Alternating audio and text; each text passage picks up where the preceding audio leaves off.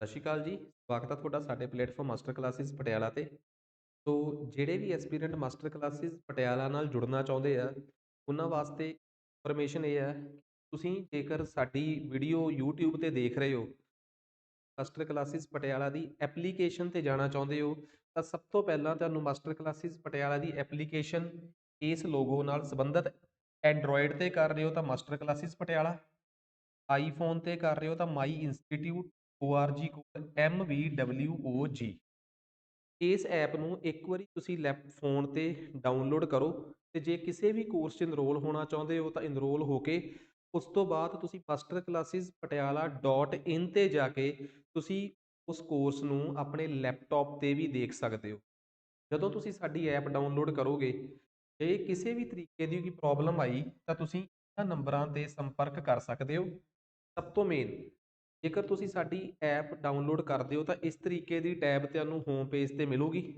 ਤੁਸੀਂ ਪੰਜਾਬ ਪੁਲਿਸ ਨਾਲ ਸੰਬੰਧਿਤ ਕੋਰਸ ਦੇਖਣਾ ਚਾਹੁੰਦੇ ਹੋ ਜਾਂ ਸੀਨੀਅਰ ਅਸਿਸਟੈਂਟ ਨਾਲ ਸੰਬੰਧਿਤ ਜਾਂ PSB ਦੀ ਤਿਆਰੀ ਨਾਲ ਸੰਬੰਧਿਤ ਕੋਈ ਕੋਰਸ ਦੇਖਣਾ ਚਾਹੁੰਦੇ ਹੋ ਤਾਂ ਤੁਹਾਨੂੰ ਇਸ ਟੈਬ 'ਚ ਮਿਲੂਗਾ।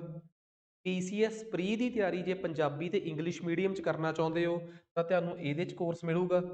TCS IS the pre come mains ਦੀ ਤਿਆਰੀ ਇੰਗਲਿਸ਼ ਪੰਜਾਬੀ ਮੀਡੀਅਮ 'ਚ ਕਰਨਾ ਚਾਹੁੰਦੇ ਹੋ ਤਾਂ ਤੁਹਾਨੂੰ ਕੋਰਸ ਇਹਦੇ 'ਚ ਮਿਲੂਗਾ।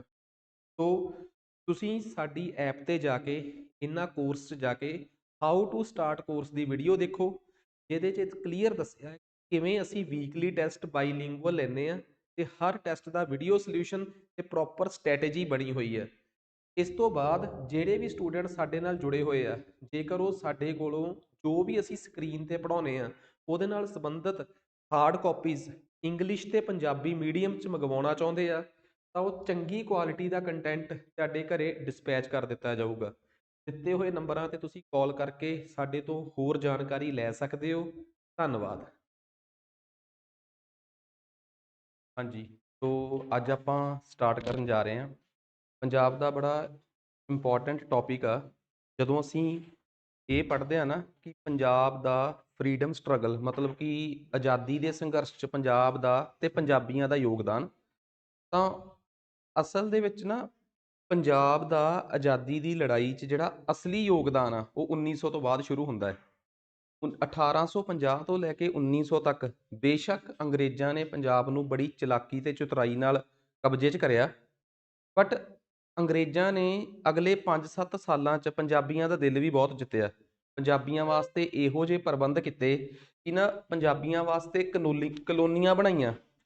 ਜਦੋਂ ਇਸ ਚੈਪਟਰ ਤੋਂ ਬਾਅਦ ਪੰਜਾਬ ਇਨ ਫਰੀਡਮ ਸਟਰਗਲ, ਕਿ ਪੰਜਾਬ ਆਜ਼ਾਦੀ ਦੇ ਸੰਘਰਸ਼ ਵਿੱਚ, ਇਸ ਤੋਂ ਮੈਂ ਅਗਲਾ ਚੈਪਟਰ ਪੜ੍ਹਾਊਂਗਾ ਨਾ, ਉਸ ਚੈਪਟਰ ਦਾ ਨਾਮ ਆ ਪੰਜਾਬ ਕਨਾਲ ਕਲੋਨੀਜ਼, ਕਿ ਪੰਜਾਬ ਦੇ ਵਿੱਚ ਕਿਹੜੀਆਂ-ਕਿਹੜੀਆਂ ਕਲੋਨੀਆਂ ਦਾ ਵਿਕਾਸ ਅੰਗਰੇਜ਼ ਅਫਸਰਾਂ ਨੇ ਕੀਤਾ।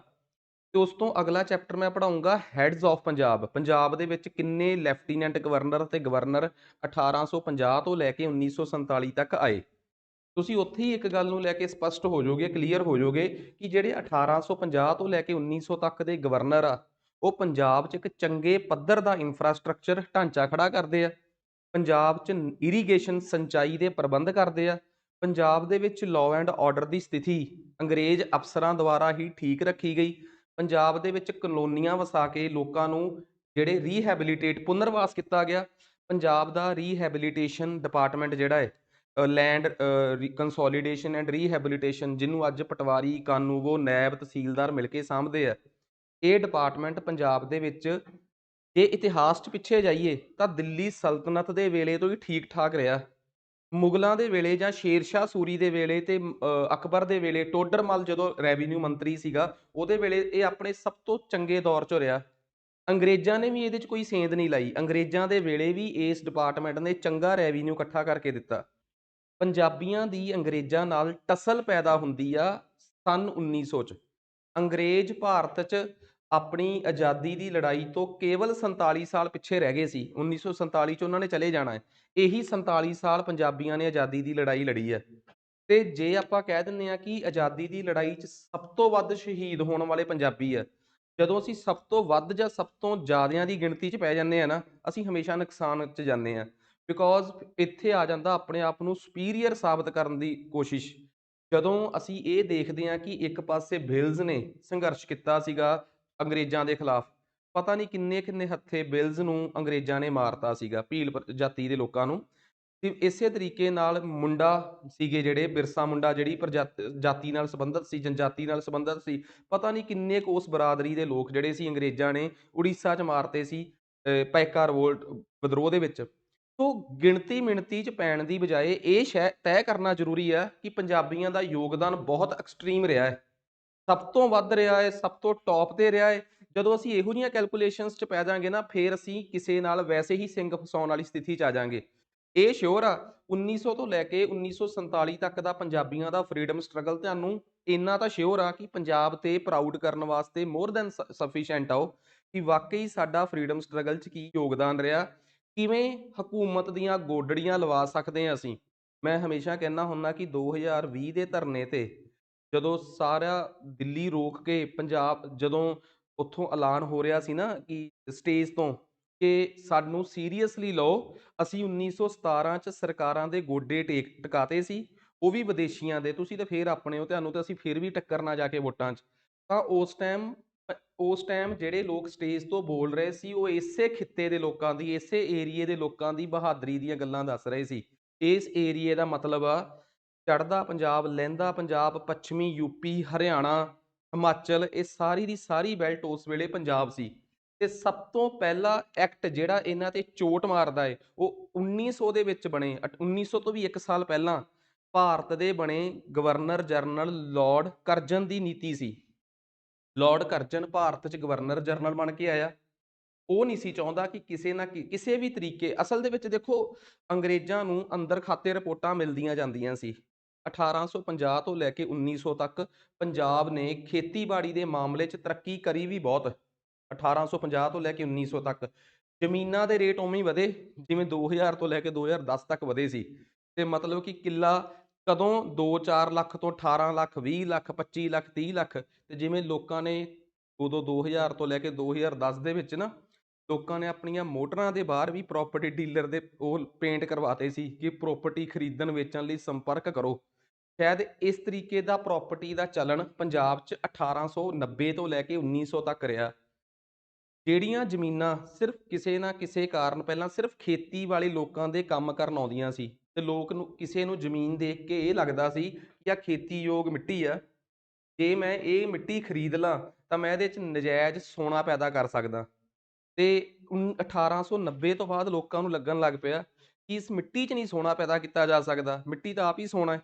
ਇੱਕ ਵਾਰੀ ਇਹਨੂੰ ਖਰੀਦੋ, ਇਸ ਤੋਂ ਬਾਅਦ ਇਹ ਐਕਵਾਇਰ ਹੋ ਜਾਣੀ ਆ, ਕਿਉਂਕਿ ਸਰਕਾਰ ਲਗਾਤਾਰ ਇਰੀਗੇਸ਼ਨ ਦੇ ਪ੍ਰੋਜੈਕਟ ਲਿਆ ਰਹੀ ਹੈ ਤੇ ਸਰਕਾਰ 3-3 4-4 ਗੁਣਾ ਰੇਟ ਦੇ ਰਹੀ ਹੈ, ਤੇ ਚੌਖੀ ਕਮਾਈ ਹੋ ਸਕਦੀ ਹੈ ਆਪਣੀ ਇਹਦੇ ਤੋਂ। ਸੋ ਜਿਵੇਂ ਅੱਜ ਆਪਾਂ ਕਹਿ ਦਿੰਦੇ ਹਾਂ ਕਿ ਕਾਸ਼ ਐਕਸਪ੍ਰੈਸਵੇ 'ਚ ਆ ਜੇ, ਥੋੜ੍ਹੀ ਜੀ 2 ਕਿੱਲੇ ਆ ਜਾਣ, ਸਰਕਾਰ 3-4 ਗੁਣਾ ਬਾਜ਼ਾਰ ਦੇ ਰੇਟ ਤੋਂ ਦਊਗੀ, ਆਰਾਮ ਨਾਲ ਮੋਹਾਲੀ ਵੱਲ ਕੋਠੀ ਪਾ ਕੇ ਬਹਿ ਜਾਾਂਗੇ, ਸਾਰਾ system set, future set, family set, ਸਾਰਾ ਸੈਟਲਮੈਂਟ ਹੋ ਜਾਊਗੀ। ਸੇਮ ਉਸੇ ਨੀਤੀਆਂ ਤੇ ਉਸ ਟਾਈਮ ਕਿਸਾਨਾਂ ਕੋਲ ਤੇ ਇੰਨੀ ਸੁੱਧ ਬੁੱਧ ਨਹੀਂ ਸੀ, ਪਰ ਉਸ ਟਾਈਮ ਮਨੀ ਲੈਂਡਰਸ ਜਿਹੜੇ ਸੀ ਉਹ ਇਸ ਜ਼ਮੀਨਾਂ ਤੇ ਅੱਖ ਟਿਕਾਈ ਬੈਠੇ ਸੀ। ਅੱਜ ਵੀ ਉਹੀ ਸਿਸਟਮ ਹੁੰਦਾ ਹੈ ਕਿ ਸ਼ਹਿਰ ਦਾ ਇੱਕ ਬੰਦਾ ਜਦੋਂ ਪਿੰਡਾਂ ਦੇ ਵਿੱਚ ਜ਼ਮੀਨ ਖਰੀਦਦਾ ਹੈ, ਉਹ ਖੇਤੀ ਕਰਨ ਲਈ ਤਾਂ ਖਰੀਦਦਾ ਨਹੀਂ, ਉਹ ਇਸੇ ਇਨਵੈਸਟਮੈਂਟ ਦੇ ਪਰਪਸ ਤੋਂ ਖਰੀਦਦਾ ਹੈ। ਜਦੋਂ ਆਪਾਂ ਅਕਸਰ ਕਹਿੰਦੇ ਹਾਂ ਕਿ ਸ਼ਹਿਰ ਦੇ ਲੋਕ ਜਿਹੜੇ ਹੁਣ ਸ਼ਹਿਰਾਂ 'ਚ ਚੰਗੇ ਪੈਸੇ ਵਾਲੇ ਰੂਖਦਾਰ ਲੋਕ ਆ, ਉਹ ਜਦੋਂ ਤਹਿਸੀਲਦਾਰ, ਨਾਇਬ ਤਹਿਸੀਲਦਾਰਾਂ, ਕਾਨੂੰਗੋਆਂ, ਪਟਵਾਰੀਆਂ ਨਾਲ ਬਹਿ ਕੇ ਠੀਕ ਆ ਗੱਲਬਾਤ ਕਰਦੇ ਆ, ਪੁੱਛਦੇ ਆ, ਫਿਰ ਉਹਨਾਂ ਨੂੰ ਪੁੱਛਦੇ ਆ ਕਿ ਲਿਆ ਦੱਸ ਵੀ ਹੁਣ ਸੈਂਟਰ ਸਰਕਾਰ ਦਾ ਆਇਆ ਕੋਈ ਪ੍ਰੋਜੈਕਟ, ਸ਼ਹਿਰ ਦੇ ਬਾਹਰੋਂ ਨਿਕਲਣੀ ਹੋ ਕੋਈ ਰਿੰਗ ਰੋਡ, ਕਿ ਹੈ ਕੋਈ ਅਗਲੇ 3-4 ਸਾਲਾਂ ਦਾ ਕੋਈ ਪ੍ਰੋਜੈਕਟ। ਫਿਰ ਉਹਨੂੰ ਕਹਿੰਦੇ ਆ ਕਿ ਅੱਛਾ ਇੱਥੋਂ ਫਿਰ ਪਟਵਾਰੀ ਵੀ ਅੱਗਿਓਂ ਜਦੋਂ ਉਹਦੇ ਵੱਲ ਥੋੜ੍ਹਾ ਜਿਹਾ ਉਹਨੂੰ ਹੈਵੀ ਕਰਦੇ ਆ, ਫਿਰ ਉਹ ਦੱਸਦਾ ਕਿ ਹਾਂ ਸੈਂਟਰ ਸਰਕਾਰ ਦੇ ਅਫਸਰ ਗੇੜੇ ਮਾਰ ਰਹੇ ਆ, ਇੱਥੋਂ ਕੁ ਕਹਿ ਰਿਹਾ ਰਿੰਗ ਰੋਡ ਨਿਕਲ ਨੂੰ। ਫਿਰ ਹੌਲੀ ਹੌਲੀ ਉਹ ਹੋਰ ਕਲੈਰਿਟੀ ਦਿੰਦਾ ਹੈ, ਉਹ ਹੋਰ ਕਲੈਰਿਟੀ ਮੰਗਦੇ ਆ, ਫਿਰ ਉਹ ਹੋਰ ਕਲੈਰਿਟੀ ਮਿਲਦੀ ਆ, ਤੇ ਗੱਲ ਇੱਥੋਂ ਤੱਕ ਪਹੁੰਚ ਜਾਂਦੀ ਹੈ ਕਿ ਐਗਜ਼ੈਕਟਲੀ ਪਤਾ ਲੱਗ ਜਾਂਦਾ ਕਿ ਕਿੱਥੋਂ ਨਿਕਲਣੀ ਹੈ ਕਿਹੜੀ ਰੋਡ। ਫਿਰ ਉੱਥੇ ਕੋਈ ਬਿਜ਼ਨਸਮੈਨ ਇਨਵੈਸਟ ਕਰਦਾ ਹੈ ਉਸ ਜ਼ਮੀਨ ਨੂੰ, ਤੇ 2-3 ਸਾਲਾਂ ਦੇ ਅੰਦਰ ਅੰਦਰ ਅਕਵਾਇਰ ਹੋ ਜਾਂਦੀ ਹੈ। ਇਸ ਤਰੀਕੇ ਨਾਲ ਇਹ ਇੱਕ ਬਿਜ਼ਨਸ ਦਾ ਤਰੀਕਾ ਹੈ। ਮੈਂ ਇਹ ਤਾਂ ਨਹੀਂ ਕਹੂੰਗਾ ਕਿ ਸਾਰੇ, ਬਟ ਹਰ ਸਿਸਟਮ ਦੇ ਵਿੱਚ ਕੁਝ ਲੋਕ ਇਸ ਤਰੀਕੇ ਨਾਲ ਇਨਵੋਲਵਡ ਹੁੰਦੇ ਆ, ਠੀਕ ਆ ਨਾ, ਜਿਹੜੇ ਮਤਲਬ ਕਿ ਇਹ ਸਿਸਟਮ ਅੱਜ ਦਾ ਤਾਂ ਹੈ ਨਹੀਂ, ਉਸ ਵੇਲੇ ਦਾ ਵੀ ਸੀ। ਅੰਗਰੇਜ਼ੀ ਅਫਸਰ ਤੇ ਉਸ ਵੇਲੇ ਦੇ ਲੈਂਡਲੋਰਡਸ ਮਿਲ ਕੇ ਇਸ ਤਰੀਕੇ ਦਾ ਇੱਕ ਜਾਲ ਬਣਾਇਆ ਹੋਇਆ ਸੀ, ਨੈਕਸਸ। ਇਸੇ ਨੈਕਸਸ ਨੂੰ ਫਿਰ ਉੱਥੋਂ ਦੀ ਅੰਗਰੇਜ਼ਾਂ ਨੇ ਤੋੜਨ ਦੀ ਕੋਸ਼ਿਸ਼ ਕੀਤੀ। ਕੀ ਕਰਦੇ ਸੀ ਸ਼ਹਿਰੀ ਬਾਬੂ, ਪਿੰਡਾਂ ਦੀਆਂ ਜ਼ਮੀਨਾਂ ਖਰੀਦ ਲੈਂਦੇ ਸੀ, ਖੇਤੀਯੋਗ ਜ਼ਮੀਨਾਂ, ਉਹਦੇ ਤੇ ਕੁਛ ਵੀ ਉਗਾਉਂਦੇ ਨਹੀਂ ਸੀ। ਜਿਹੜਾ ਪੰਜਾਬ ਅੱਗੇ ਪੂਰੇ ਭਾਰਤ ਦਾ ਢਿੱਡ ਭਰ ਰਿਹਾ ਸੀ 1890 ਤੱਕ, ਜਿੰਨਾ ਵੀ ਗੁਜ਼ਾਰਾ ਕਰਾ ਸਕਦਾ ਸੀਗਾ, ਉਹ ਹੁਣ ਜ਼ਮੀਨ ਚੀਜ਼ ਉਗਾਉਣ ਵਾਸਤੇ ਅਹਿਮੀਅਤ ਨਹੀਂ ਹੋਣ ਲੱਗ ਪਈ ਉਹਨਾਂ ਦੀ, ਉਹਨਾਂ ਦੀ ਅਹਿਮੀਅਤ ਵਧਣ ਲੱਗ ਪਈ ਸਿਰਫ ਐਜ਼ ਇਨਵੈਸਟਮੈਂਟ। ਤਾਂ ਇੱਕ ਫਿਰ ਭੂਮੀ ਸਥਾਨਾਂਤਰਨ ਬਿੱਲ, ਜਿਹਨੂੰ ਅਸੀਂ ਲੈਂਡ ਅਲਾਈਨੇਸ਼ਨ ਬਿੱਲ, ਜਿਹੜਾ ਸੀ ਜ਼ਮੀਨ ਤਬਾਦਲਾ ਬਿੱਲ ਕਹਿ ਸਕਦੇ ਹੋ, ਉਹ ਲੈ ਕੇ ਆਏ ਅੰਗਰੇਜ਼, ਭਾਰਤ ਸਰਕਾਰ, ਅੰਗਰੇਜ਼ਾਂ ਦੀ ਭਾਰਤ ਸਰਕਾਰ। ਤੇ ਉਹਦੇ ਚ ਕਿਹਾ ਗਿਆ ਕਿ ਕੋਈ ਵੀ ਐਗਰੀਕਲਚਰਿਸਟ, ਖੇਤੀ ਕਰਨ ਵਾਲਾ ਬੰਦਾ, ਆਪਣੀ ਜ਼ਮੀਨ ਕਿਸੇ ਵੀ ਗੈਰ ਖੇਤੀ ਵਾਲੇ ਬੰਦੇ ਨੂੰ ਨਹੀਂ ਵੇਚ ਸਕਦਾ। ਤੋ ਇਹ ਬਿੱਲ ਕਿਸੇ ਨਾ ਕਿਸੇ ਤਰੀਕੇ ਨਾਲ ਲੋਕਾਂ ਦੀਆਂ ਜ਼ਮੀਨਾਂ ਲੋਕਾਂ ਦੇ ਹੱਥਾਂ 'ਚ, ਜਾਂ ਕਹਿ ਲਓ ਕਿਸਾਨਾਂ ਦੀਆਂ ਜ਼ਮੀਨਾਂ ਕਿਸਾਨਾਂ ਦੇ ਹੱਕਾਂ 'ਚ ਰਹਿ ਕੇ ਆਉਣ ਵਾਸਤੇ ਸੀਗਾ। ਪਰ ਸ਼ਾਇਦ ਜਦੋਂ ਤੁਸੀਂ ਗਰਾਊਂਡ ਲੈਵਲ ਤੇ ਰਿਵਿਊ ਕਰਕੇ ਕੋਈ ਬਿੱਲ ਨਹੀਂ ਬਣਾਉਂਦੇ ਨਾ, ਫਿਰ ਉਹਦਾ ਨੁਕਸਾਨ ਤੁਹਾਨੂੰ ਭੁਗਤਣਾ ਪੈਂਦਾ ਹੈ। ਕਾਂਗਰਸ ਉਸ ਵੇਲੇ ਹਰ ਸਾਲ ਇੱਕ ਸੈਸ਼ਨ ਕਰਦੀ ਸੀ। ਜਿਹੜੀ ਕਾਂਗਰਸ ਦਾ 1899 ਦਾ ਸੈਸ਼ਨ ਆ, ਉਹ ਲਖਨਊ 'ਚ ਹੋਇਆ। ਉੱਥੇ ਜਿਹੜੇ ਪੰਜਾਬ ਤੋਂ ਕਾਂਗਰਸ ਦੇ ਲੀਡਰ ਗਏ, ਉਹਨਾਂ ਨੇ ਜਾ ਕੇ ਖਿਲਾਰਾ ਪਾਤਾ ਕਿ ਕਾਂਗਰਸ ਇਸ ਬਿੱਲ ਦਾ ਵਿਰੋਧ ਕਰੇ, ਇਹ ਕਿਸਾਨ ਪੱਖੀ ਬਿੱਲ ਨਹੀਂਗਾ, ਇਹ ਕਿਸਾਨਾਂ ਦੇ ਅਗੇਂਸਟ ਆ। ਕਿਸਾਨ ਦਾ ਕਿਸੇ ਵੀ ਤਰੀਕੇ ਨਾਲ ਆੜ੍ਹਤੀਏ ਤੋਂ ਬਿਨਾਂ ਗੁਜ਼ਾਰਾ ਨਹੀਂ, ਤੇ ਆੜ੍ਹਤੀਆ ਜਦੋਂ ਤੁਹਾਨੂੰ ਪੈਸੇ ਦਿੰਦਾ ਹੈ ਤਾਂ ਤੁਹਾਡੇ ਤੋਂ ਕੁਛ ਗਹਿਣੇ ਰਖਵਾਉਂਦਾ ਹੈ।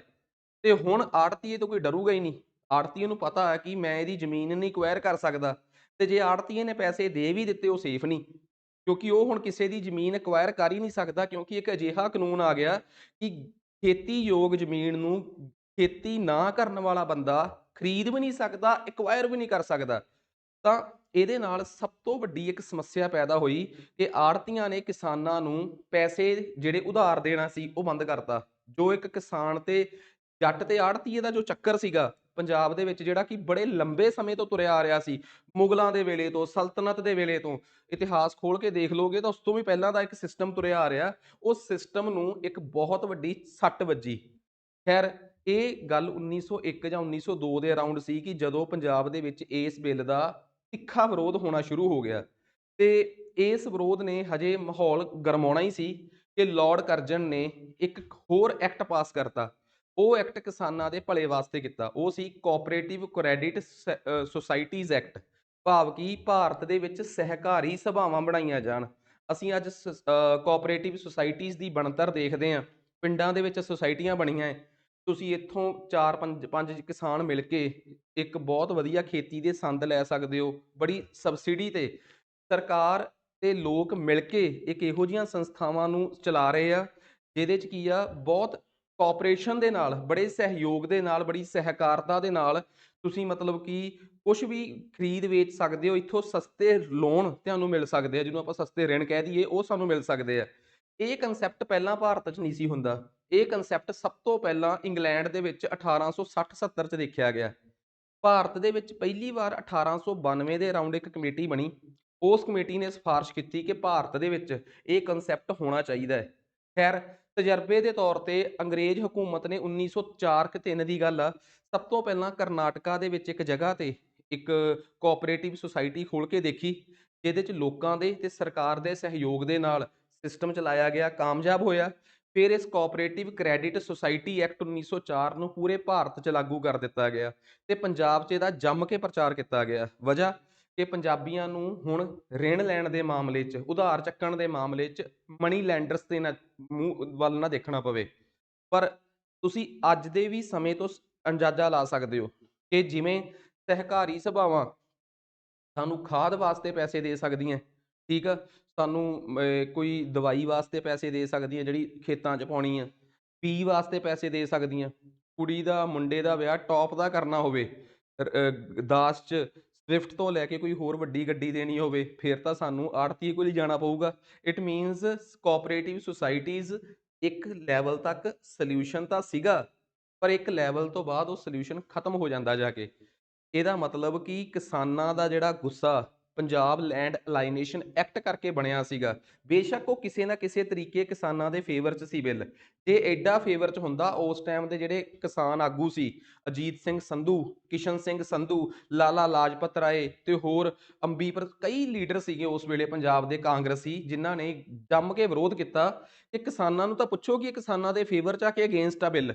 ਖੈਰ, ਪੰਜਾਬ ਲੈਂਡ ਅਲਾਈਨੇਸ਼ਨ ਬਿੱਲ ਦਾ ਗੁੱਸਾ ਠੰਡਾ ਕਰਨ ਵਾਸਤੇ ਕੋਆਪਰੇਟਿਵ ਕ੍ਰੈਡਿਟ ਸੁਸਾਇਟੀ ਐਕਟ, ਸਹਿਕਾਰੀ ਸਭਾਵਾਂ ਅਧੀਨੀਅਮ 1904 ਕਰਜਨ ਲੈ ਤਾਂ ਆਇਆ, ਪਰ ਇਹਦੇ ਨਾਲ ਹੀ ਇੱਕ ਹੋਰ, ਮਤਲਬ ਕਿ ਇਹਨਾਂ ਨੇ ਕਹਿ ਲਓ ਕਿ ਜਿਵੇਂ ਆਪਾਂ ਪੰਜਾਬੀ 'ਚ ਕਹਿ ਦਈਏ ਕਿ ਕਾਂਡ ਕਰਤਾ।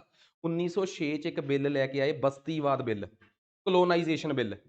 ਭਾਰਤ ਦੇ ਵਿੱਚ 1850 ਤੋਂ ਬਾਅਦ ਹੀ ਪੰਜਾਬ ਦੇ ਵਿੱਚ ਸਪੈਸ਼ਲੀ ਕਨਾਲ ਕਲੋਨੀਜ਼ ਬਣੀਆਂ, ਜਿਹਦੇ 'ਚ ਵੱਖਰੇ ਵੱਖਰੀ ਜਗ੍ਹਾ ਤੇ ਕਲੋਨੀਆਂ ਵਸਾਈਆਂ ਗਈਆਂ।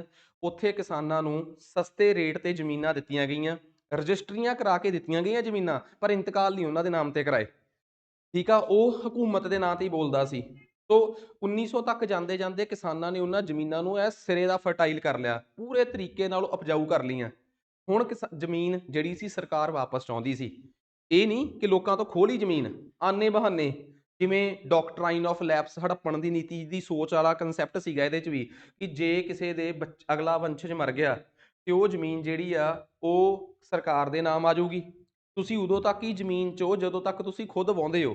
ਜੇ ਤੁਸੀਂ ਉਹਨੂੰ ਕਿਸੇ ਨੂੰ ਵੇਚਣਾ ਚਾਹੁੰਦੇ ਹੋ, ਵੇਚ ਨਹੀਂ ਸਕਦੇ। ਵੇਚਣ ਦਾ ਅਲਟੀਮੇਟ ਅਧਿਕਾਰ ਉਹਦੇ ਕੋਲ ਆ ਜਿਹੜਾ ਮਾਲਕ ਆ, ਤੇ ਮਲਕੀਅਤ ਹਜੇ ਵੀ ਸਰਕਾਰ ਦੇ ਨਾਂ ਬੋਲਦੀ ਹੈ। ਤੋ ਇਸ ਤਰੀਕੇ ਦਾ ਬੜਾ ਖਤਰਨਾਕ ਬਿੱਲ ਜਿਹੜਾ ਸੀਗਾ, ਇਹ ਕਲੋਨਾਈਜੇਸ਼ਨ ਬਿੱਲ। ਸਭ ਤੋਂ ਵੱਡੀ ਉਸ ਵੇਲੇ ਕਲੋਨੀ ਸੀ ਝਨਾਬ ਕਲੋਨੀ। ਝਨਾਬ ਕਲੋਨੀ ਦੇ ਵਿੱਚ ਸਭ ਤੋਂ ਵੱਧ ਅਰਾਜਕਤਾ ਫੈਲੀ ਇਸ ਬਿੱਲ ਨੂੰ ਲੈ ਕੇ। ਗੁੱਸਾ ਬਹੁਤ ਸੀ ਲੋਕਾਂ 'ਚ, ਠੀਕ ਆ। ਹਜੇ ਇਹ ਗੁੱਸੇ ਨੂੰ ਲੈ ਕੇ ਲੋਕ ਸੰਘਰਸ਼ ਕਰ ਹੀ ਰਹੇ ਸੀ ਤੇ ਇੱਕ ਬਰੀ ਦਬਾਅ ਬਿੱਲ ਆ ਗਿਆ। ਬਰੀ ਮਤਲਬ ਬਿਆਸ ਤੇ ਰਾਵੀ ਦੇ ਵਿਚਲਾ ਜਿਹੜਾ ਦੁਆਬ ਆ, ਦੁਆਬ ਦਾ ਮਤਲਬ ਦੋ ਦਰਿਆਵਾਂ ਦੇ ਵਿੱਚ ਦੀ ਜਗ੍ਹਾ। ਉੱਥੇ ਸਰਕਾਰ ਨੇ ਇੱਕ ਹੋਰ ਹੀ ਨਵਾਂ ਹੀ ਸਿਰਾ ਕੰਮ ਕਰਤਾ। ਸਰਕਾਰ ਨੇ ਜੋ ਸਿੰਚਾਈ ਵਾਸਤੇ ਨਹਿਰੀ ਪਾਣੀ ਸੀਗਾ, ਉਹ ਤੇ 25% ਟੈਕਸ ਵਧਾਤਾ। ਉਹ 1907 'ਚ ਉਹ ਬਿੱਲ ਆ ਗਿਆ। ਮਤਲਬ ਕਿ ਤੁਸੀਂ ਮਾਹੌਲ ਤਾਂ ਪੰਜਾਬ ਦਾ 1901 ਤੋਂ ਹੀ ਖਰਾਬ ਕਰ ਰਹੇ ਹੋ। ਠੀਕ ਆ। 1906 'ਚ ਕਲੋਨਾਈਜੇਸ਼ਨ ਬਿੱਲ, ਬਸਤੀਵਾਦ ਬਿੱਲ ਨੇ ਉਹਦੇ ਤੇ ਇੱਕ ਸੱਟ ਹੋਰ ਮਾਰੀ। ਆ ਬਰੀ ਦੁਆਬ ਬਿੱਲ ਨੇ ਨਜਾਇਜ਼ ਹੀ ਕੰਮ ਕਰਤਾ। ਬਸ ਇੱਥੋਂ ਸ਼ੁਰੂ ਹੁੰਦੀ ਆ ਪੰਜਾਬ ਦੇ ਵਿੱਚ ਅਰਾਜਕਤਾ। ਪੰਜਾਬੀਆਂ ਦਾ ਅੰਗਰੇਜ਼ਾਂ ਦੇ ਨਾਲ ਪਹਿਲਾ ਵੈਰ ਇਹ ਪਿਆ। ਇਹੀ ਵੈਰ ਪੰਜਾਬੀਆਂ ਨੂੰ ਆਜ਼ਾਦੀ ਦੀ ਲੜਾਈ 'ਚ ਲੈ ਕੇ ਗਿਆ। ਸੋ ਕਹਾਣੀ ਸਮਝ ਆ ਗਈ। ਇੱਥੋਂ ਸ਼ੁਰੂ ਹੁੰਦਾ ਹੈ ਪੰਜਾਬ ਅਨਰੈਸਟ ਆਫ 1907। 1907 'ਚ ਪੰਜਾਬ 'ਚ ਆਈ ਅਰਾਜਕਤਾ ਦਾ ਮਾਹੌਲ ਫੈਲਣ ਦੇ ਪਿੱਛੇ ਕਾਰਨ ਪੰਜਾਬੀ ਨਹੀਂ, ਕਾਰਨ ਅੰਗਰੇਜ਼ ਸੀ।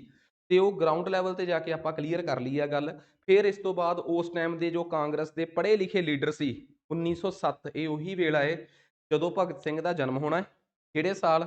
ਤੇ ਇਸੇ ਸਾਲ ਪੰਜਾਬ ਅਨਰੈਸਟ ਫੈਲਿਆ ਹੋਇਆ ਸੀਗਾ। ਠੀਕ ਆ। ਤੇ ਕਾਂਗਰਸ ਦੇ ਲੀਡਰ ਅਜੀਤ ਸਿੰਘ ਸੰਧੂ, ਕਿਸ਼ਨ ਸਿੰਘ ਸੰਧੂ ਤੇ ਲਾਲਾ ਲਾਜਪਤ ਰਾਏ ਤੇ ਹੋਰ ਬੰਕੇ ਦਿਆਲ। ਬੰਕੇ ਦਿਆਲ ਉਹੀ ਆ ਜਿਹੜੇ ਇਸ ਅੰਦੋਲਨ ਦੇ ਵੇਲੇ ਪਗੜੀ ਸੰਭਾਲ ਜੱਟਾ ਗਾਣਾ ਜਿਹੜਾ ਹੈ ਉਹ ਲਿਖਣਗੇ। ਠੀਕ ਆ। ਤੇ ਇਹ ਬੜਾ ਮਸ਼ਹੂਰ ਹੋਊਗਾ। ਤੇ ਫਿਰ ਸੀਕ੍ਰੇਟ ਸੁਸਾਇਟੀ, ਅੰਜੁਮਨ ਸੁਸਾਇਟੀ ਇੱਕ ਸੰਸਥਾ ਬਣੂਗੀ, ਜਿਹਦੇ 'ਚ ਅੰਦਰ ਖਾਤੇ ਇਸ ਅੰਦੋਲਨ ਨੂੰ ਕਿਵੇਂ ਡਰਾਫਟ ਕਰਨਾ ਹੈ ਤੇ ਕਿਵੇਂ ਲੋਕਾਂ ਤੱਕ ਪਹੁੰਚਾਉਣਾ ਹੈ। ਬੜੀਆਂ ਸੀਕ੍ਰੇਟ ਸੁਸਾਇਟੀਆਂ ਵੀ ਬਣਾਈਆਂ ਸੀ। ਭਗਤ ਸਿੰਘ ਦੇ ਚਾਚੇ ਅਜੀਤ ਸਿੰਘ ਸੰਧੂ ਨੇ, ਲਾਲਾ ਲਾਜਪਤ ਰਾਏ ਹੋਣਾ ਨੇ ਮਿਲ ਕੇ ਉਹਨੂੰ ਭਾਰਤ ਮਾਤਾ ਸੁਸਾਇਟੀ ਵੀ ਕਿਹਾ। ਇੱਕ ਲੰਮਾ ਸੰਘਰਸ਼ ਕੀਤਾ, ਜੇਲ੍ਹ 'ਚ ਆਉਣਾ ਜਾਣਾ ਹੋ ਗਿਆ। ਤੇ ਇਸੇ ਸਮੇਂ ਦੇ ਦੌਰਾਨ ਭਗਤ ਸਿੰਘ ਦੇ ਚਾਚਾ ਜੀ ਜਦੋਂ ਤੇ ਡੈਡੀ ਜਦੋਂ ਜੇਲ੍ਹ 'ਚੋਂ ਬਾਹਰ ਆਏ, ਕਿਉਂਕਿ ਹਰ ਮਹੀਨੇ ਕਿਤੇ ਨਾ ਕਿਤੇ ਪੁਲਿਸ ਫੜ ਕੇ ਲੈ ਹੀ ਜਾਂਦੀ ਸੀ। ਕਦੀ ਫੜ ਕੇ ਲੈ ਗਏ, ਕਦੀ ਛੱਡ ਗਏ, ਕਦੀ ਲੈ ਗਏ, ਕਦੀ ਛੱਡ ਗਏ। ਲੰਮਾ ਦੌਰ ਚੱਲਿਆ 1908 ਤੱਕ, ਜਦੋਂ ਤੱਕ ਇੱਕ ਵਾਰੀ ਭਗਤ ਸਿੰਘ ਦੇ ਚਾਚੇ ਨੂੰ ਫਾਈਨਲੀ, ਜਦੋਂ ਇਹ ਪੰਜਾਬ ਅਨਰੈਸਟ ਜਿਹੜਾ ਸੀਗਾ, ਇਹਨੂੰ ਫਿਰ ਲਾਸਟ 'ਚ ਬੜੇ ਬੁਰੇ ਤਰੀਕੇ ਨਾਲ ਕੁਚਲਿਆ ਗਿਆ। ਠੀਕ ਆ। ਮਤਲਬ ਅਖਬਾਰਾਂ, ਇੱਕ ਸਪੈਸ਼ਲੀ ਨਿਊਜ਼ਪੇਪਰ ਅਸਾਈਨਮੈਂਟ ਐਕਟ 1908 ਪਾਸ ਕੀਤਾ ਗਿਆ। ਅਖਬਾਰਾਂ ਤੇ ਪਾਬੰਦੀ ਲਾ ਦਿੱਤੀ ਗਈ, ਪ੍ਰਚਾਰ ਤੇ ਪਾਬੰਦੀ ਲਾ ਦਿੱਤੀ ਗਈ। ਲੋਕਾਂ ਦਾ ਸਭ ਤੋਂ ਵੱਡਾ ਤੰਤਰ ਪ੍ਰਚਾਰ ਅੰਗਰੇਜ਼ਾਂ ਨੇ ਆਪਣੇ ਕੰਟਰੋਲ 'ਚ ਲਿਆ 1908 'ਚ, ਇਹੋ ਜਿਹੇ ਅੰਦੋਲਨਾਂ ਨੂੰ ਦਬਾਉਣ ਦੀ। 1908 'ਚ ਪੰਜਾਬ ਪੂਰੇ ਪੀਕ ਤੇ ਸੀ। ਫਿਰ ਉਸ ਬਹਾਨੇ 'ਚ ਕਈ ਲੀਡਰ ਚੱਕੇ ਗਏ। ਲਾਲਾ ਲਾਜਪਤ ਰਾਏ, ਅਜੀਤ ਸਿੰਘ ਹੁਣਾਂ ਨੂੰ ਅਰੈਸਟ ਕਰਕੇ ਉੱਥੇ ਭੇਜ ਦਿੱਤਾ ਗਿਆ। ਮੈਂਡਲੇ ਬਰਮਾ, ਬਰਮਾ ਦੇ ਵਿੱਚ ਐਗਜ਼ਾਈਲ। ਉਹ ਤਾਂ ਕੇਸ ਲੜੇ ਉੱਥੇ, ਵਕੀਲ ਚੰਗੇ ਸੀ, ਤਾਂ ਉੱਥੇ ਆਪਣਾ ਕੇਸ ਲੜ ਕੇ 6 ਮਹੀਨਿਆਂ ਦੇ ਅੰਦਰ ਅੰਦਰ ਹੀ ਵਾਪਸ ਆਏ ਫਿਰ ਇਹ। ਠੀਕ ਆ। ਫਿਰ ਉਸ ਤੋਂ ਬਾਅਦ ਪੰਜਾਬ ਦੇ ਵਿੱਚ ਸਿਆਸਤ ਇੱਕ ਵਾਰੀ ਥੋੜ੍ਹੇ ਜਿਹੇ ਸਮੇਂ ਲਈ ਠੰਡੀ ਹੋ ਜਾਂਦੀ ਹੈ। ਆਜ਼ਾਦੀ ਦੀ ਸਿਆਸਤ, ਸਿਆਸਤ ਮਤਲਬ ਪੋਲੀਟਿਕਸ ਆਫ ਸਟਰਗਲ। ਸਟਰਗਲ ਦੀ ਸਿਆਸਤ ਉਸ ਤੋਂ ਬਾਅਦ ਥੋੜੇ ਜਿਹੇ ਸਮੇਂ ਵਾਸਤੇ ਜ਼ਰੂਰ ਠੰਡੀ ਹੋ ਜਾਂਦੀ ਹੈ, ਪਰ ਇੱਥੋਂ ਤੱਕ ਕਹਾਣੀ ਸਮਝ ਆ ਗਈ। ਇਟ ਮੀਨਸ ਜਿੱਥੋਂ ਤੱਕ ਮੈਂ ਕਹਾਣੀ ਸਮਝਾਈ ਆ, ਇੱਥੋਂ ਤੱਕ ਦੇ ਹੁਣ ਫੈਕਟ ਪੜਾਉਂਗਾ ਤਾਂ ਕਿ ਹਰ ਇੱਕ ਫੈਕਟ ਤੁਹਾਨੂੰ ਪਤਾ ਹੋਵੇ ਕਿ ਤੁਹਾਡੀ ਪੁਰਾਣੀ ਕਿਤਾਬ 'ਚ ਜੇ ਕੋਈ ਚੀਜ਼ ਅਪਡੇਟਡ ਨਹੀਂ ਗਈ ਤਾਂ ਅੰਡਰਲਾਈਨ ਹੋ ਜਾਊਗਾ, ਤਾਂ ਕਿ ਲਿਖਣਾ ਸੌਖਾ ਹੋ ਜਾਏ, ਤੁਹਾਨੂੰ ਕੱਲੀ ਕੱਲੀ ਚੀਜ਼ ਸਕਰੂਟਨੀ ਕਰਕੇ ਨਾ ਲਿਖਣੀ ਪਵੇ। ਇੱਥੋਂ ਤੱਕ ਦੱਸੋ ਸਟੋਰੀ ਚੰਗੀ ਤਰ੍ਹਾਂ ਸਮਝ ਆ ਗਈ? ਤਾਂ 1907 ਦਾ ਅਨਰੈਸਟ ਇਸੇ ਕਈ ਵਾਰੀ ਭਗਤ ਸਿੰਘ ਦੇ ਚਾਚਾ ਜੀ ਤੇ ਪਿਤਾ ਜੀ ਜੇਲ੍ਹ ਗਏ, 1907 ਚ ਜੇਲ੍ਹ ਵਾਪਸ ਆਏ, ਜੇਲ੍ਹ ਚੋਂ ਬਾਹਰ ਆਏ। ਇੱਕ ਇੱਕ ਇਹੋ ਜਿਹੀ ਘਟਨਾ ਦੇ ਦੌਰਾਨ ਜਦੋਂ ਭਗਤ ਸਿੰਘ ਦੇ ਚਾਚਾ ਜੀ ਦੇ ਪਿਤਾ ਜੀ ਜੇਲ੍ਹ ਚੋਂ ਬਾਹਰ ਆਏ, ਉਸੇ ਦੌਰਾਨ ਭਗਤ ਸਿੰਘ ਦਾ ਜਨਮ ਹੋਇਆ ਸੀ। ਤਾਂ ਉਹਨਾਂ ਦੀ ਦਾਦੀ ਨੇ ਫਿਰ ਮਜ਼ਾਕ ਨਾਲ ਕਿਹਾ ਕਿ ਮੇਰਾ ਪੋਤਾ ਤਾਂ ਭਾਗਾਂ ਵਾਲਾ ਹੈ ਕਿ ਜਿਹਦੇ ਜਨਮ ਤੇ ਮੇਰੇ ਪੁੱਤ ਜੇਲ੍ਹ ਚੋਂ ਬਾਹਰ ਆਏ ਆ। ਤਾਂ ਫਿਰ ਉੱਥੋਂ ਭਗਤ ਸਿੰਘ ਦਾ ਨਾਮ ਭਗਤ ਸਿੰਘ ਹੋਇਆ ਸੀਗਾ। ਸੋ ਭਗਤ ਸਿੰਘ ਆਪਣੀ ਜ਼ਿੰਦਗੀ ਦੇ ਵਿੱਚ ਪੁਰਾਣੇ ਉਹਨਾਂ ਦੀ ਉਮਰ ਤੋਂ ਤਕਰੀਬਨ ਮੈਨੂੰ ਲੱਗਦਾ 7-8 ਸਾਲ ਵੱਡੇ ਕਰਤਾਰ ਸਿੰਘ ਸਰਾਭੇ ਤੋਂ ਬੜੇ ਪ੍ਰਭਾਵਿਤ ਰਹੇ ਆ, ਕਿਉਂਕਿ ਕਰਤਾਰ ਸਿੰਘ ਸਰਾਭੇ ਦਾ ਜੀਵਨ ਆ ਜਿਹੜਾ, ਠੀਕ ਆ, ਉਹ ਇੱਕ ਗਦਰ ਮੂਵਮੈਂਟ ਦੇ ਵਿੱਚ ਨਾਲ ਐਸੋਸੀਏਟਡ ਰਿਹਾ। ਦੇਖੋ, ਭਗਤ ਸਿੰਘ ਤੋਂ ਉਨੀ ਕੀ ਉਮਰ ਵੱਡੇ ਕਰਤਾਰ ਸਿੰਘ ਸਰਾਭੇ ਬਾਰੇ ਮੈਂ ਅੱਗੇ ਪੜਾਉਂਗਾ, ਉਨੀ ਕੀ ਉਮਰ ਵੱਡੇ ਊਧਮ ਸਿੰਘ ਸੀਗੇ। ਬਟ ਕਰਤਾਰ ਸਿੰਘ ਸਰਾਭੇ ਦਾ ਜਿਹੜਾ ਜ਼ਿੰਦਗੀ ਆ, ਠੀਕ ਆ, ਉਹ ਤੇ ਊਧਮ ਸਿੰਘ ਦੀ ਜ਼ਿੰਦਗੀ, ਇਹਨਾਂ ਦੋਵਾਂ ਦੀ ਜ਼ਿੰਦਗੀ 'ਚ ਬਹੁਤ ਫਰਕ ਆ। ਅਸਲ 'ਚ ਇਹ ਆ, ਇੱਕ ਬੰਦਾ ਦੁਨੀਆ ਦਾ ਇਤਿਹਾਸ ਪੜ੍ਹ ਕੇ ਮੈਚਿਓਰ ਹੋਇਆ ਹੈ, ਤੇ ਇੱਕ ਦੇ ਅੱਲੇ ਪੱਲੇ ਵਿਚਾਰੇ ਕੋਲ ਗਰੀਬੀ ਹੋਣ ਕਰਕੇ ਕੁਝ ਵੀ ਨਹੀਂ ਸੀ। ਉਹਨੇ ਸਾਰੇ ਤਜਰਬੇ ਜ਼ਿੰਦਗੀ ਤੋਂ ਸਿੱਖੇ ਆ। ਊਧਮ ਸਿੰਘ ਆਪਣੀ ਜ਼ਿੰਦਗੀ ਦੇ ਪਹਿਲੇ 19 ਸਾਲਾਂ 'ਚ ਜਿੰਨਾ ਇਮੈਚਿਓਰ ਸੀਗਾ, ਸ਼ਾਇਦ ਉਹ ਤੋਂ ਕਿੰਨੇ ਗੁਣਾ ਵੱਧ ਮੈਚਿਓਰ ਆਪਣੀ ਜ਼ਿੰਦਗੀ ਦੇ ਅਗਲੇ ਫੇਸ 'ਚ ਜਾ ਕੇ ਹੁੰਦਾ ਹੈ, ਜਦੋਂ ਉਹ ਪੂਰੀ ਦੁਨੀਆ ਘੁੰਮਦਾ ਹੈ, ਜਦੋਂ ਉਹ ਆਇਰਿਸ਼ ਰਿਵੋਲਟ ਦੇਖਦਾ ਹੈ। ਕਿਉਂਕਿ ਉਹਦੇ ਕੋਲ ਪੜ੍ਹਨ ਵਾਸਤੇ ਕੋਈ ਸੰਸਾਧਨ ਨਹੀਂ ਸੀ। ਇਹ ਮੈਂ ਊਧਮ ਸਿੰਘ ਬਾਰੇ ਵੀ ਪੜ੍ਹਾਊਂਗਾ। ਤਾਂ ਜੇ ਊਧਮ ਸਿੰਘ ਕੋਲ ਆਪਣੀ ਜ਼ਿੰਦਗੀ ਦੇ ਪਹਿਲੇ 19 ਸਾਲਾਂ 'ਚ ਕੁਛ ਵੀ ਨਹੀਂ ਸੀਗਾ, ਸਿਰਫ ਉਹ ਇੱਕ ਨੋਰਮਲ ਬੱਚਾ ਸੀਗਾ, ਤਾਂ ਉਹਦੀ ਜ਼ਿੰਦਗੀ ਤੋਂ ਭਗਤ ਸਿੰਘ ਸਟਾਰਟਿੰਗ ਫੇਸ 'ਚੋਂ ਨਹੀਂ ਸੀ ਕੁਛ ਸਮਝ ਸਕਦਾ। ਉਹਦੀ ਜ਼ਿੰਦਗੀ ਦਾ ਜਿਹੜਾ ਫੇਜ਼ ਲੋਕਾਂ ਨੂੰ ਪ੍ਰਭਾਵਿਤ ਕਰਦਾ ਹੈ, ਤੇ ਜਿਹਦੇ ਕਰਕੇ ਸਾਨੂੰ ਊਧਮ ਸਿੰਘ ਦੇ ਫਰੀਡਮ ਸਟਰਗਲ ਹੋਣ ਤੇ ਪ੍ਰਾਊਡ ਆ, ਉਹ ਫੇਜ਼ ਉਹਦਾ 1920 ਤੋਂ ਬਾਅਦ ਸ਼ੁਰੂ ਹੁੰਦਾ ਹੈ। ਤੇ ਇਸ ਤੋਂ ਬਾਅਦ ਭਗਤ ਸਿੰਘ ਉਹਨਾਂ ਦੇ ਬਰਾਬਰ ਦੇ ਕੱਦ ਦਾ ਲੀਡਰ ਹੋ ਚੁੱਕਿਆ ਸੀਗਾ ਅਗਲੇ 3-4 ਸਾਲਾਂ ਦੇ ਅੰਦਰ ਅੰਦਰ। ਇਸ ਕਰਕੇ ਦੋਵਾਂ ਦਾ ਸੰਘਰਸ਼ ਇੱਕ ਦੂਜੇ ਦੇ ਸਮਕਾਲੀ ਚੱਲਿਆ ਹੈ। ਸੋ ਇੱਕ ਦੂਜੇ ਤੋਂ ਉੱਪਰ ਥੱਲੇ ਨਹੀਂ। ਹਾਂ, ਕਰਤਾਰ ਸਿੰਘ ਸਰਾਭੇ ਕੋਲ ਸੰਸਾਧਨ ਬਹੁਤ ਸੀ ਪੜ੍ਹਨ ਦੇ, ਉਹ ਕਟਕ ਗਏ ਉੜੀਸਾ, ਫਿਰ ਉਸ ਤੋਂ ਬਾਅਦ ਸੁਣਿਆ ਇਤਿਹਾਸ ਦੇ ਕਈ ਸਰੋਤ ਦੱਸਦੇ ਆ, ਕਈ ਗਲਤ ਦਾਅਵਾ ਕਰਦੇ, ਕਈ ਨਹੀਂ, ਕਿ ਉਹ ਬਰਕਲੇ ਯੂਨੀਵਰਸਿਟੀ ਤੱਕ ਕੈਮਿਸਟਰੀ ਦੀ ਪੜ੍ਹਾਈ ਕਰਨ ਗਏ ਆ। ਤਾਂ ਇੱਕ ਬਹੁਤ ਪੜ੍ਹੇ ਲਿਖੀ ਪਰਸਨੈਲਿਟੀ ਸੀਗੇ। ਇਤਿਹਾਸ ਦੇ ਵੱਖਰੇ ਵੱਖਰੇ ਸਮਿਆਂ 'ਚ ਕਿਹੜੀਆਂ ਜੰਗਾਂ ਹੋਈਆਂ ਤੇ ਕਿਵੇਂ ਸੰਘਰਸ਼ ਹੋਇਆ, ਭਗਤ ਸਿੰਘ ਨੇ ਆਪਣੀ ਜ਼ਿੰਦਗੀ ਦਾ ਬਹੁਤ ਕੁਛ ਉਹਨਾਂ ਤੋਂ ਸਿੱਖਿਆ ਹੈ। ਖੈਰ, 1907 'ਚ ਜਦੋਂ ਭਗਤ ਸਿੰਘ ਦਾ ਜਨਮ ਹੁੰਦਾ ਹੈ, ਉਸ ਟਾਈਮ ਪੰਜਾਬ ਇੱਕ ਬਹੁਤ ਵੱਡੀ ਅਰਾਜਕਤਾ ਦੇ ਮਾਹੌਲ 'ਚੋਂ ਲੰਘ ਰਿਹਾ ਸੀ। ਸੋ ਮੈਂ ਹੁਣ ਤੱਕ 2-3 ਸਟੋਰੀਆਂ ਸੁਣਾਈਆਂ। ਕਲੋਨਾਈਜੇਸ਼ਨ ਬਿੱਲ, ਠੀਕ ਆ, ਤੇ ਸੌਰੀ, ਪਹਿਲਾਂ ਪੰਜਾਬ ਲੈਂਡ ਅਲਾਈਨੇਸ਼ਨ ਬਿੱਲ, ਮਤਲਬ ਜ਼ਮੀਨ ਤਬਾਦਲਾ ਅਧੀਨੀਅਮ 1900 ਜਾਂ 1901 'ਚ ਆਇਆ ਸੀ।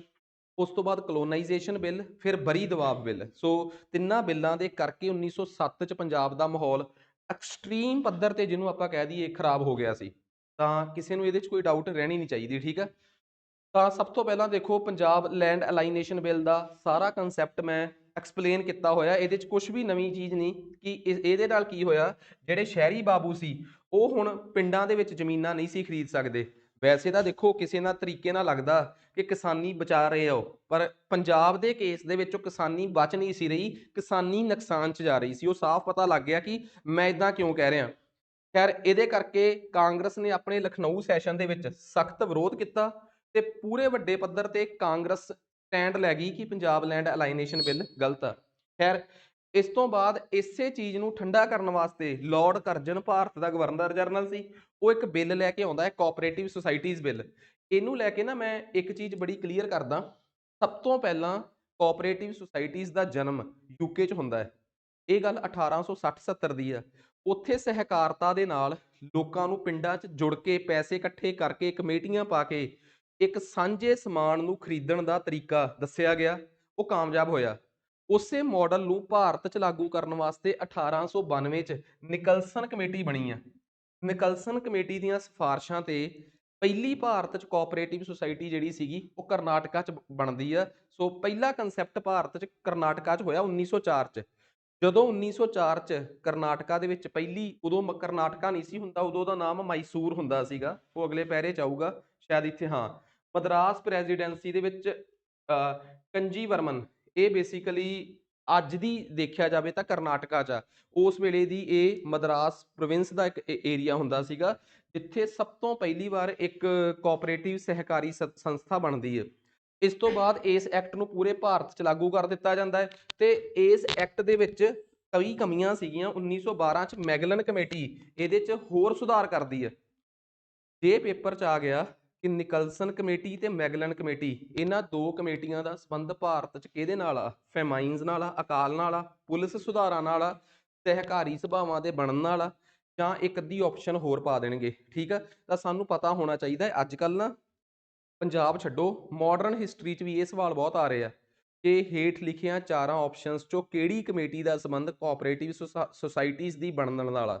ਮੇਰੀ ਗੱਲ ਸਮਝ ਗਏ ਨਾ, ਕਿ ਹੇਠ ਲਿਖੇ ਚਾਰਾਂ ਆਪਸ਼ਨਸ 'ਚੋਂ ਕਿਹੜਾ ਕਮੇਟੀ ਜਾਂ ਕਿਹੜਾ ਕਮਿਸ਼ਨ ਅਕਾਲ ਨਾਲ ਸੰਬੰਧਿਤ ਆ? ਫੇਮਾਈਨ ਕਮਿਸ਼ਨ ਆ, ਕਿਹੜਾ ਇਰੀਗੇਸ਼ਨ ਕਮਿਸ਼ਨ ਆ, ਕਿਹੜੇ ਕਮਿਸ਼ਨ ਨੇ ਅੰਗਰੇਜ਼ਾਂ ਨੂੰ ਭਾਰਤ 'ਚ ਬੈਂਕਾਂ ਨੂੰ ਲਿਆਉਣ ਦੀ ਸਲਾਹ ਦਿੱਤੀ? ਸੋ ਇਹੋ ਜਿਹੇ ਸਵਾਲਾਂ ਨੂੰ ਬੜੇ ਬਰੀਕੀ ਨਾਲ ਆਪਾਂ ਟੋਲਣਾ ਹੈ। ਇਹਨਾਂ ਚੋਂ ਕਿਹੜੇ ਕਮਿਸ਼ਨ ਦੀ ਸਿਫਾਰਸ਼ਾਂ ਤੇ ਭਾਰਤ ਦੇ ਵਿੱਚ ਪਬਲਿਕ ਸਰਵਿਸ ਕਮਿਸ਼ਨ ਆਇਆ? ਇਹ ਅੰਗਰੇਜ਼ਾਂ ਦੇ ਵੇਲੇ ਜਿੰਨੀਆਂ ਵੀ ਕਮੇਟੀਆਂ ਬਣੀਆਂ, ਪੰਜਾਬ ਦੇ ਚੈਪਟਰ 'ਚ ਪੜ੍ਹਦੇ ਹੋਏ ਦੋਵਾਂ ਦੇ ਨਾਮ ਆ ਗਏ, ਇਹਨਾਂ ਨੂੰ ਹਾਈਲਾਈਟ ਕਰ ਲਿਆ ਬੰਦਾ। ਜਦੋਂ ਤੁਸੀਂ ਮਾਡਰਨ ਹਿਸਟਰੀ ਪੜ੍ਹਦੇ ਹੋ, ਉੱਥੇ ਤਾਂ ਬਿਲਕੁਲ ਹਰ ਇੱਕ ਜਗ੍ਹਾ ਤੇ ਕਿਤੇ ਨਾ ਕਿਸੇ ਗਵਰਨਰ ਜਨਰਲ ਦੇ ਵੇਲੇ ਕੋਈ ਨਾ ਕੋਈ ਕਮੇਟੀ ਬਣੀ ਲਓ। ਤਾਂ ਕਰਕੇ ਆਹ ਦੱਸੋ ਜੀ, ਕਹਾਣੀ ਕਲੀਅਰ ਹੋ ਗਈ। 1907 ਚ ਆਉਂਦਾ ਹੈ ਪੰਜਾਬ ਅਨਰੈਸਟ। ਜੇ ਕੋਈ ਮੈਨੂੰ ਕਵੇ ਕਿ ਪੰਜਾਬ ਅਨਰੈਸਟ ਦੇ ਕਾਰਨ ਦੱਸੋ, ਸਭ ਤੋਂ ਪਹਿਲਾਂ ਸੀ ਪੰਜਾਬ ਜ਼ਮੀਨ ਤਬਾਦਲਾ ਅਧੀਨੀਅਮ 1900। ਸਟੋਰੀ ਸਮਝ ਆ ਗਈ। ਦੂਜਾ ਇਸ ਤੋਂ ਵੀ ਖਤਰਨਾਕ ਬਿੱਲ ਸੀਗਾ, ਇਹਦੇ ਵਿਰੋਧ ਚ ਕਿਹੜੇ ਕਿਹੜੇ ਲੋਕਾਂ ਨੇ ਮਤਲਬ ਕਿ ਸੰਘਰਸ਼ ਕੀਤਾ? ਲਾਲਾ ਲਾਜਪਤ ਰਾਏ, ਅਜੀਤ ਸਿੰਘ ਸੰਧੂ, ਕਿਸ਼ਨ ਸਿੰਘ ਸੰਧੂ ਤੇ ਹੋਰ ਕਈ ਲੀਡਰ ਇਹਦੇ ਚ ਸੀਗੇ। ਤੇ ਇਸ ਤੋਂ ਬਾਅਦ ਇੱਕ ਹੋਰ ਖਤਰਨਾਕ ਬਿੱਲ ਆਇਆ ਸੀਗਾ, ਦੈਟ ਵਾਜ਼ ਕਲੋਨਾਈਜੇਸ਼ਨ ਬਿੱਲ। ਠੀਕ ਆ, ਬਸਤੀਕਰਨ ਬਿੱਲ, ਜਿਹਦਾ ਝਨਾਬ ਕਲੋਨੀ ਚ ਸਭ ਤੋਂ ਵੱਧ ਅਸਰ ਦੇਖਣ ਨੂੰ ਮਿਲਿਆ। ਤੇ ਇਸੇ ਕਰਕੇ ਪੰਜਾਬੀਆਂ ਨੇ ਇੱਕ ਅੰਜੁਮਨ ਏ ਮੁਹਿਬਨ ਏ ਵਤਨ, ਇੱਕ ਸੀਕ੍ਰੇਟ ਸੁਸਾਇਟੀ, ਜਿਹਦੇ ਨਾਲ ਲੋਕਾਂ 'ਚ ਪ੍ਰਚਾਰਿਆ ਜਾਵੇ ਕਿ ਇਹ ਬਿੱਲ ਪੰਜਾਬ ਦੇ ਆਉਣ ਵਾਲੇ ਸੋਸ਼ਲ ਫੈਬਰਿਕ ਲਈ, ਸਮਾਜਿਕ ਤਾਣੇ ਬਾਣੇ ਵਾਸਤੇ ਕਿੰਨੇ ਕੁ ਖਤਰਨਾਕ ਆ। ਫਿਰ ਇਹੋ ਜਿਹੀਆਂ ਸੀਕ੍ਰੇਟ ਸੁਸਾਇਟੀਜ਼ ਬਣਾਈਆਂ ਗਈਆਂ।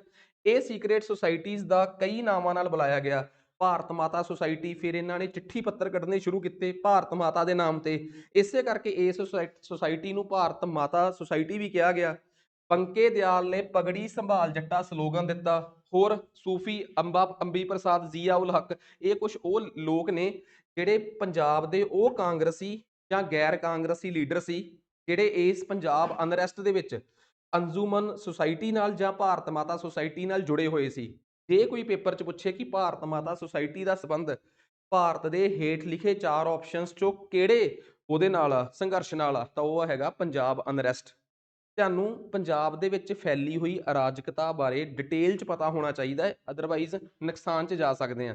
ਖੈਰ, ਇਹ ਤਾਂ ਮੈਂ ਦੱਸ ਹੀ ਦਿੱਤਾ ਕਿ 3 ਬਿੱਲ ਸੀਗੇ। ਤੀਸਰੇ ਬਿੱਲ ਦਾ ਵੀ ਮੈਂ ਇੱਥੇ ਜ਼ਿਕਰ ਕੀਤਾ ਹੋਇਆ, ਮੈਨੂੰ ਉਹ ਨੋਟਿਸ ਨਹੀਂ ਆ ਰਿਹਾ, ਕਿ ਇੱਕ ਬਰੀ ਦਬਾਵ ਬਿੱਲ, ਠੀਕ ਆ, ਜਿਹਦੇ ਨਾਲ ਇਰੀਗੇਸ਼ਨ ਦੇ ਟੈਕਸ, ਸਿੰਚਾਈ ਦੇ ਟੈਕਸ ਵੱਧ ਗਏ ਸੀ 25%, ਪਾਣੀ ਦਾ ਰੇਟ ਵਧਾਤਾ ਸੀ, ਉਹ ਵੀ ਜ਼ਰੂਰ ਇਹਦੇ 'ਚ ਮੈਂਸ਼ਨ ਹੋਊਗਾ। ਨੈਕਸਟ, ਹੁਣ ਦੇਖੋ, ਆ ਮੈਂ ਸਾਰੀ ਗੱਲ ਘੁਮਾ ਫਿਰਾ ਕੇ ਫੇਰ ਉੱਥੇ ਹੀ ਆ ਗਈ ਕਿ ਜਦੋਂ ਆਪਾਂ ਕਿਸੇ ਵੀ ਉਹਦੇ ਫਰੀडम ਸਟਰਗਲ 'ਚ ਪੰਜਾਬ ਦੇ ਯੋਗਦਾਨ ਬਾਰੇ ਪੜਾਂਗੇ ਨਾ, ਉਸ ਯੋਗਦਾਨ 'ਚ ਜਿਹੜੇ 2 ਜਾਂ 3 ਹੀਰੋ ਹੋਏ ਹੋਣਗੇ, ਉਹਨਾਂ ਦਾ ਰੋਲ ਵਿੱਚ ਆਪਾਂ ਸਪੈਸ਼ਲ ਤੌਰ ਤੇ ਪੜਾਂਗੇ। ਜਿਵੇਂ ਸਪੋਜ਼ ਕਰੋ, ਜਦੋਂ ਆਪਾਂ ਇਹਨਾਂ ਬਾਰੇ ਪੜ ਰਹੇ ਆ, ਤਾਂ ਇੱਥੇ ਨੈਚੁਰਲ ਜੀ ਗੱਲ ਆ, 2 ਕਿਰਦਾਰ ਨਿਕਲ ਕੇ ਬਾਹਰ ਆਏ ਆ, ਇੱਕ ਲਾਲਾ ਲਾਜਪਤ ਰਾਏ, ਇੱਕ ਅਜੀਤ ਸਿੰਘ। ਸੋ ਇਹਨਾਂ ਬਾਰੇ ਆਪਾਂ ਇੱਥੇ ਪੜਦੇ ਆ।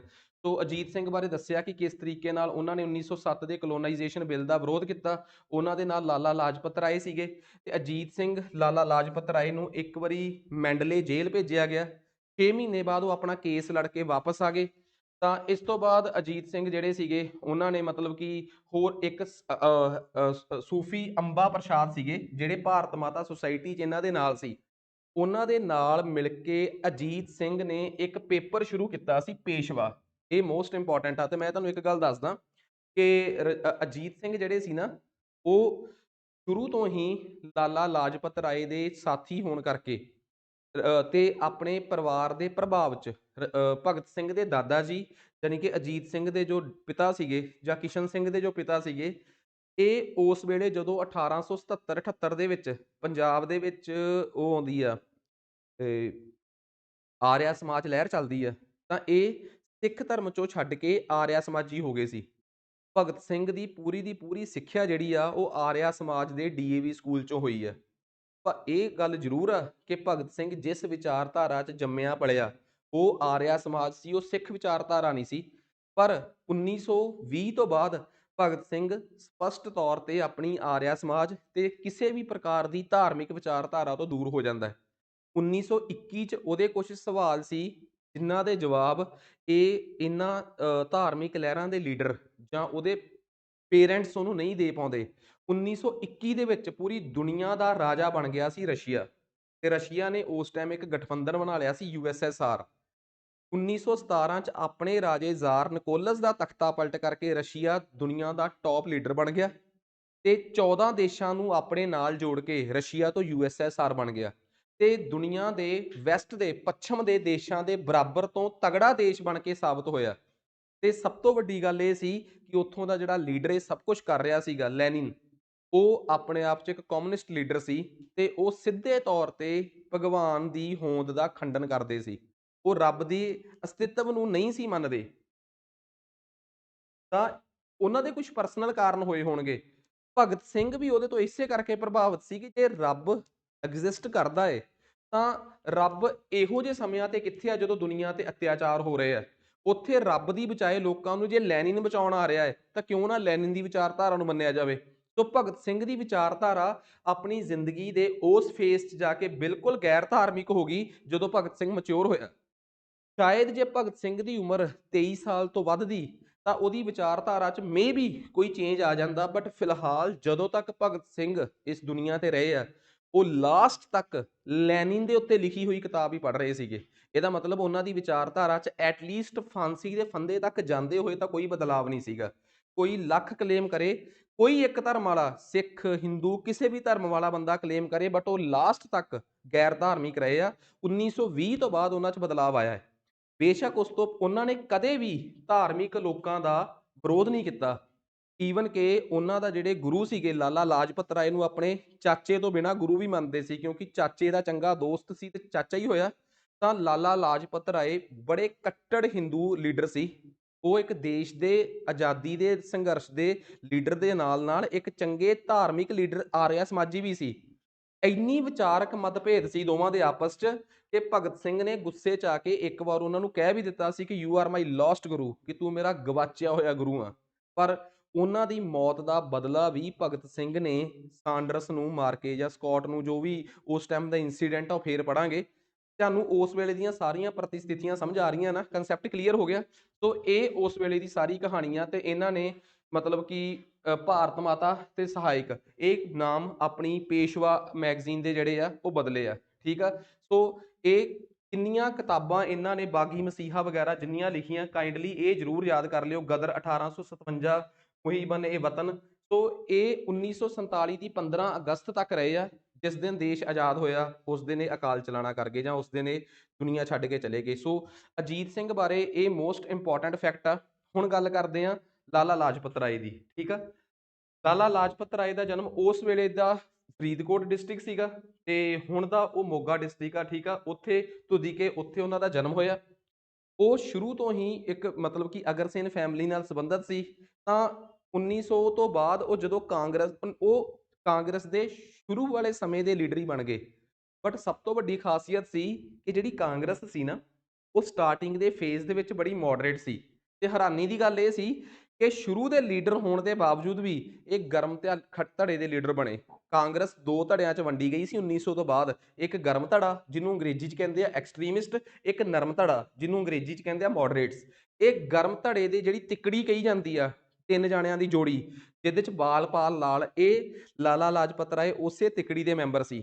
ਪਰ ਇੱਕ ਗੱਲ ਆ, ਇਹ ਆਪਣੇ ਗੁਰੂ ਆਫੀਸ਼ੀਅਲੀ ਨਹੀਂ ਕੋਈ ਕਿਸੇ ਵੀ ਕਿਤਾਬ 'ਚ ਲਿਖਿਆ, ਪਰ ਇਹ ਗੋਪਾਲ ਕ੍ਰਿਸ਼ਨ ਗੋਖਲੇ, ਜਿਹੜੇ ਕਿ ਉਸ ਵੇਲੇ ਦੇ ਬਹੁਤ ਸ਼ਾਨਦਾਰ ਮੋਡਰੇਟ ਨਰਮ ਖਿਆਲੀ ਕਾਂਗਰਸੀ ਲੀਡਰ, ਪਲੱਸ ਬਹੁਤ ਤਗੜੇ ਟੌਪ ਦੇ ਇਕਨੋਮਿਸਟ। ਜੇ ਕੋਈ ਮੈਨੂੰ ਕਵੇ ਨਾ ਕਿ 1900 ਤੋਂ ਲੈ ਕੇ 1910 ਦੇ ਵਿੱਚ ਪੰਜਾਬ ਦਾ ਟੌਪ ਇਕਨੋਮਿਸਟ ਕਿਹੜਾ ਰਿਹਾ, ਤਾਂ 1 ਸੈਕਿੰਡ 'ਚ ਆਂਸਰ ਦੇ ਦੂੰਗਾ ਮੈਂ, ਗੋਪਾਲ ਕ੍ਰਿਸ਼ਨ ਗੋਖਲੇ। ਅੰਗਰੇਜ਼ ਜਿਹੜਾ ਵੀ ਬਜਟ ਪੇਸ਼ ਕਰਦੇ ਸੀ ਨਾ ਹਰ ਸਾਲ, ਉਸ ਬਜਟ ਦੇ ਪੋਤੜੇ ਫੋਲਣ ਦਾ ਕੰਮ ਗੋਪਾਲ ਕ੍ਰਿਸ਼ਨ ਗੋਖਲੇ ਆਪਣੇ ਆਰਟੀਕਲਸ 'ਚ ਕਰਦੇ ਰਹਿੰਦੇ ਸੀ। ਤੋ ਗੋਪਾਲ ਕ੍ਰਿਸ਼ਨ ਗੋਖਲੇ ਨੂੰ ਅੰਗਰੇਜ਼ਾਂ ਨੇ ਸਪੈਸ਼ਲ ਬੇਨਤੀ ਕੀਤੀ ਕਿ ਤੁਸੀਂ ਮਤਲਬ ਕਿ ਇੰਗਲੈਂਡ ਆਓ, ਉੱਥੇ ਮਿੰਟੋ ਸਾਹਿਬ ਜਿਹੜੇ ਹੋਣਗੇ ਉਹਨਾਂ ਨਾਲ, ਮੌਰਲੇ ਸਾਹਿਬ ਨਾਲ ਗੱਲਬਾਤ ਕਰੋ। ਮਿੰਟੋ ਉਸ ਵੇਲੇ ਭਾਰਤ ਦਾ ਗਵਰਨਰ ਜਨਰਲ ਸੀ। 1906 ਚ ਕਰਜ਼ਨ ਚਲੇ ਗਿਆ, ਮਿੰਟੋ ਆ ਗਿਆ ਗਵਰਨਰ ਜਨਰਲ ਦੇ ਤੌਰ ਤੇ, ਭਾਰਤ ਦਾ ਗਵਰਨਰ ਜਨਰਲ। ਫਿਰ ਇਹਨਾਂ ਨੂੰ ਉਸ ਵੇਲੇ ਮੌਰਲੇ ਇੰਗਲੈਂਡ ਦੇ ਵਿੱਚ ਭਾਰਤੀ ਅਫਸਰ ਸੀ, ਉਹਨੂੰ ਕਹਿੰਦੇ ਸੀ ਸਕੱਤਰ, ਸੈਕਟਰੀ ਆਫ ਸਟੇਟ, ਪੰਜਾਬੀ ਚ ਉਹਨੂੰ ਕਹਿੰਦੇ ਆ ਸਟੇਟ ਸਕੱਤਰ। ਭਾਰਤ ਦਾ ਜਿਹੜਾ ਇੰਗਲੈਂਡ ਚ ਬੈਠਾ ਅਫਸਰ, ਮਿੰਟੋ ਤੋਂ ਵੀ ਉੱਪਰ ਸੀਗਾ ਮੌਰਲੇ, ਉਹਨੇ ਬੁਲਾਇਆ ਕਿ ਮੇਰੇ ਨਾਲ ਗੱਲਬਾਤ ਕਰੋ ਆ ਕੇ, ਕਿ ਤੁਹਾਨੂੰ ਭਾਰਤ ਦੇ ਵਿੱਚ ਕਿਹੜੇ ਸੁਧਾਰ ਚਾਹੀਦੇ ਆ, ਕਿ ਤੁਸੀਂ ਸੰਘਰਸ਼ ਦਾ ਰਾਹ ਛੱਡੋ, ਜਿਹੜੇ ਸੁਧਾਰ ਚਾਹੀਦੇ ਆ ਸਾਨੂੰ ਦੱਸੋ। ਉਹਦੇ ਚ ਲਾਲਾ ਲਾਜਪਤ ਰਾਏ ਵੀ 1908 ਤੋਂ ਬਾਅਦ ਗਏ ਸੀ। ਉਹ ਲਾਲਾ ਲਾਜਪਤ ਰਾਏ ਉਦੋਂ 1908 ਤੋਂ ਬਾਅਦ ਇੱਕ ਵਾਰੀ ਰਾਜਨੀਤੀ ਤੋਂ ਸੰਨਿਆਸ ਲੈ ਜਾਂਦੇ ਆ, ਮਾਂਡਲੇ ਜੇਲ੍ਹ ਤੋਂ ਬਾਅਦ ਇੰਗਲੈਂਡ ਜਾਂਦੇ ਆ। ਉੱਥੇ ਉਹ ਲੰਬਾ ਸੰਘਰਸ਼ ਕਰਦੇ ਆ, ਤੇ ਇਹ ਨਹੀਂ ਕਿ ਉੱਥੇ ਜਾ ਕੇ ਉਹ ਡਰ ਕੇ ਬਹਿ ਗਏ, ਨਹੀਂ, ਉਹਨਾਂ ਨੇ ਉੱਥੇ ਵਿਦੇਸ਼ਾਂ 'ਚ ਬੈਠੇ ਭਾਰਤੀਆਂ ਨੂੰ ਐਕਟਿਵ ਕੀਤਾ ਕਿ ਨਹੀਂ ਆਪਾਂ ਹਥਿਆਰ ਚੱਕਾਂਗੇ, ਪਰ ਵਿਰੋਧ ਜ਼ਰੂਰ ਕਰਾਂਗੇ। ਇਹ ਨਹੀਂ ਕਿ ਪ੍ਰਾਰਥਨਾ, ਪ੍ਰੇਅਰ ਐਂਡ ਪਟੀਸ਼ਨਸ ਵੀ ਨਹੀਂ ਕਰਾਂਗੇ ਤੇ ਹਥਿਆਰ ਵੀ ਨਹੀਂ ਚੱਕਾਂਗੇ, ਪਰ ਵਿਰੋਧ ਦਾ ਰਾਹ, ਰੈਜ਼ਿਸਟੈਂਸ ਦਾ ਰਾਹ ਅਪਣਾਵਾਂਗੇ ਆਪਾਂ। ਸੋ ਇਹਦੇ ਵਾਸਤੇ ਉਹਨਾਂ ਨੇ ਉੱਥੇ ਬੜੇ ਭਾਰਤੀ ਬੰਦੇ ਜਿਹੜੇ ਆ ਤਿਆਰ ਕੀਤੇ ਆ। ਸੋ ਇੰਨੇ ਪੜ੍ਹੇ ਲਿਖੇ ਸੀ, 1920 ਦੇ ਵਿੱਚ ਦੁਬਾਰਾ ਭਾਰਤ ਦੀ ਧਰਤੀ ਤੇ ਆਉਂਦੇ ਆ, ਤੇ ਭਾਰਤ 'ਚ ਆ ਕੇ ਭਾਰਤੀਆਂ ਨੂੰ ਇਹ ਅਹਿਸਾਸ ਕਰਾਉਂਦੇ ਆ ਕਿ ਸਾਡੀਆਂ ਟ੍ਰੇਡ ਯੂਨੀਅਨਸ ਹੋਣੀਆਂ ਚਾਹੀਦੀਆਂ। ਕਾਂਗਰਸ ਦੇ ਬੈਨਰ ਦੇ ਥੱਲੇ ਹੀ all India trade union congress ਦੀ ਸਥਾਪਨਾ ਕਰਦੇ ਆ। ਚਿਮਨ ਲਾਲ ਤੇ ਇਹ ਪਹਿਲੇ ਪ੍ਰਧਾਨ ਤੇ ਸਕੱਤਰ ਬਣਦੇ ਆ। ਇਹਦੇ ਨਾਲ 1920 ਦੇ ਵਿੱਚ ਕਾਂਗਰਸ ਜਦੋਂ ਨੌਨ ਕੋਆਪਰੇਸ਼ਨ, ਅਸਹਿਯੋਗ ਅੰਦੋਲਨ ਸ਼ੁਰੂ ਕਰਦੀ ਆ, ਉਸ ਸਾਲ ਸਤੰਬਰ 'ਚ ਕਾਂਗਰਸ ਨੇ ਸਪੈਸ਼ਲ ਸੈਸ਼ਨ ਲਾਉਣਾ ਸੀ ਕਿ ਬਈ ਆਪਾਂ ਇਹ ਅਸਹਿਯੋਗ ਅੰਦੋਲਨ ਕਰਨਾ ਹੈ। ਲਾਲਾ ਜੀ ਨੂੰ ਉਹਦੀ ਪ੍ਰਧਾਨਗੀ ਮਿਲਦੀ ਆ। ਫਿਰ ਨੌਨ ਕੋਆਪਰੇਸ਼ਨ ਤੋਂ ਬਾਅਦ ਗਾਂਧੀ ਜੀ ਦੇ ਨਾਲ ਪੱਕੇ ਤੌਰ ਤੇ ਜੁੜੇ ਰਹਿੰਦੇ ਆ।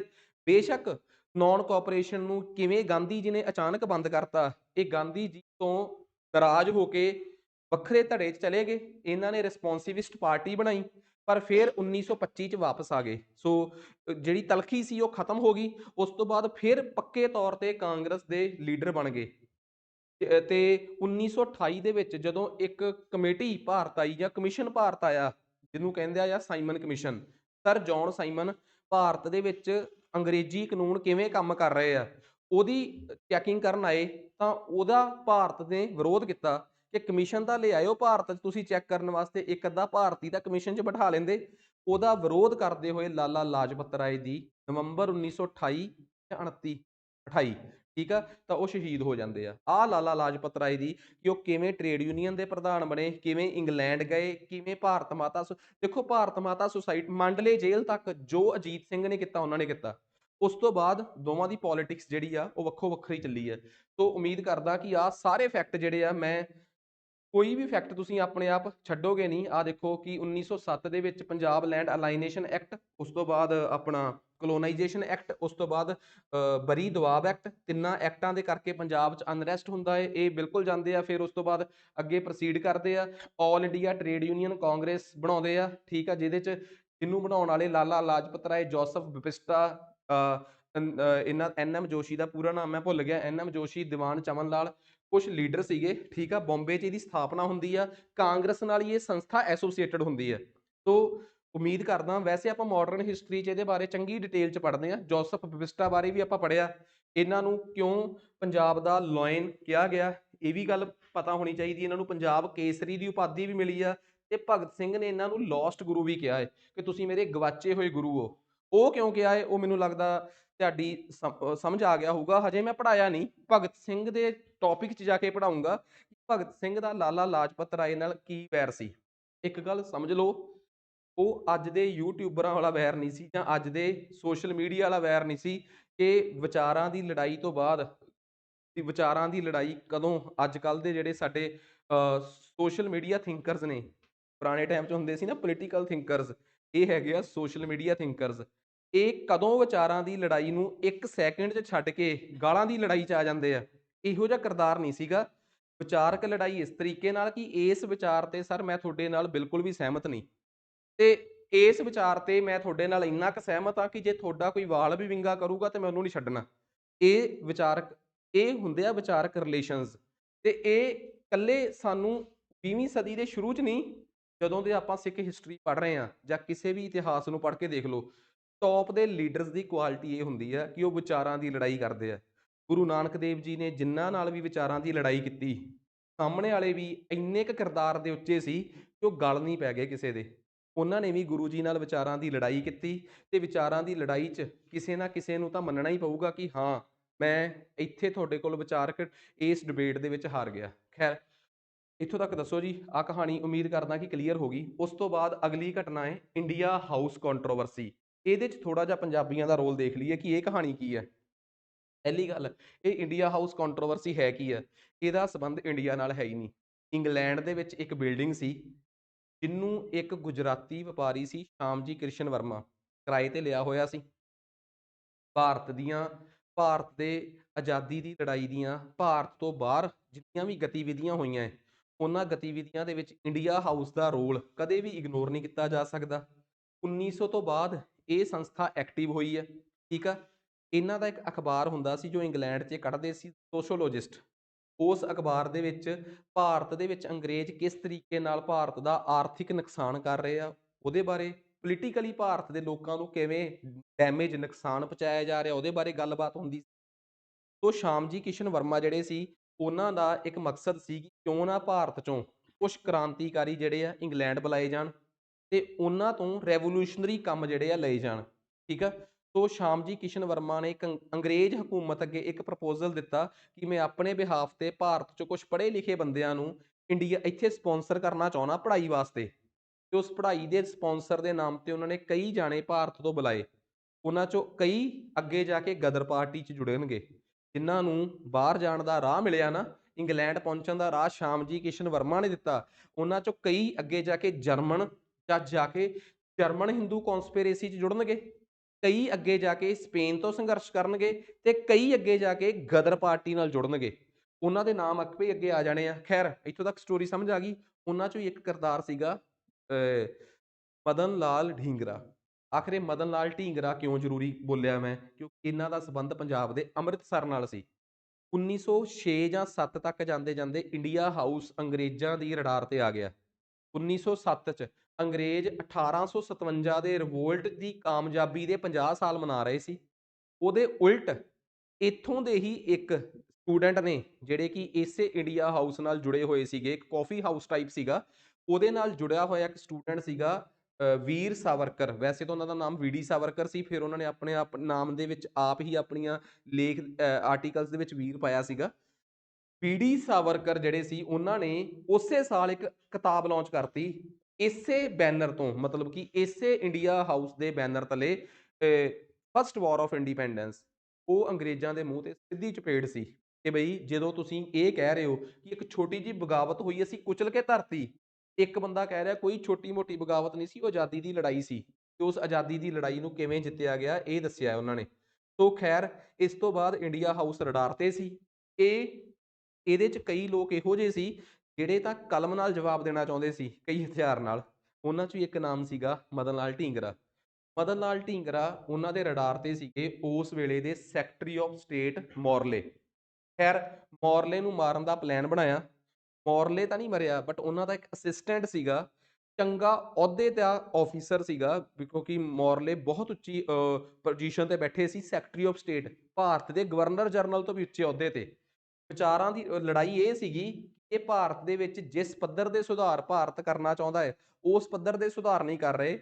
1908 ਦੇ ਵਿੱਚ 9 'ਚ ਜਦੋਂ ਇਹ ਕਤਲ ਹੋਊਗਾ, ਮੌਰਲੇ ਦੀ ਕਤਲ ਦੀ ਕੋਸ਼ਿਸ਼ ਹੋਊਗੀ, ਉਸ ਵੇਲੇ ਮੌਰਲੇ ਇੱਕ ਬਹੁਤ ਇਤਿਹਾਸਕ ਫੈਸਲਾ ਲੈਣ ਜਾ ਰਹੇ ਸੀ। ਉਹ ਫੈਸਲਾ ਜੇ ਮੌਰਲੇ ਨਾ ਲੈਂਦੇ, ਸ਼ਾਇਦ ਜਿੰਨੀ ਕਮਿਊਨਲ ਵਾਇਲੈਂਸ ਜਾਂ ਪਾਰਟੀਸ਼ਨ ਸਾਡੇ ਦੇਸ਼ ਦੀ ਹੋਈ ਆ, ਇਹਦੇ ਥੋੜ੍ਹੀ ਜਿਹੀ ਰੂਪ ਰੇਖਾ ਅੱਡ ਹੁੰਦੀ। ਉਹ ਫੈਸਲਾ ਸੀ ਸਪੈਸ਼ਲ ਮੁਸਲਮਾਨਾਂ ਨੂੰ ਭਾਰਤ ਦੇ ਵਿੱਚ ਵੱਖਰੇ ਤੌਰ ਤੇ ਵੋਟ ਅਧਿਕਾਰ ਦੇਣਾ, ਕਿ ਜਿਹੜੇ ਜਿਹੜੇ ਹਲਕਿਆਂ 'ਚ ਮੁਸਲਮਾਨ ਬਰਾਦਰੀ ਦੇ ਬੰਦੇ ਇਲੈਕਸ਼ਨਸ 'ਚ ਲੜਨਗੇ, ਉੱਥੇ ਵੋਟ ਵੀ ਕੇਵਲ ਮੁਸਲਮਾਨ ਪਾਉਣਗੇ। ਇਹਨਾਂ ਨੂੰ ਕਹਿੰਦੇ ਆ ਵੱਖਰਾ ਵੋਟਾ ਅਧਿਕਾਰ, ਇੰਗਲਿਸ਼ 'ਚ ਕਹਿੰਦੇ ਆ ਸੈਪਰੇਟ ਇਲੈਕਟੋਰੇਟ। ਇਹ ਨਫ਼ਰਤ ਦੀ ਰਾਜਨੀਤੀ ਭਾਰਤ 'ਚ ਸ਼ੁਰੂਆਤ ਸੀ।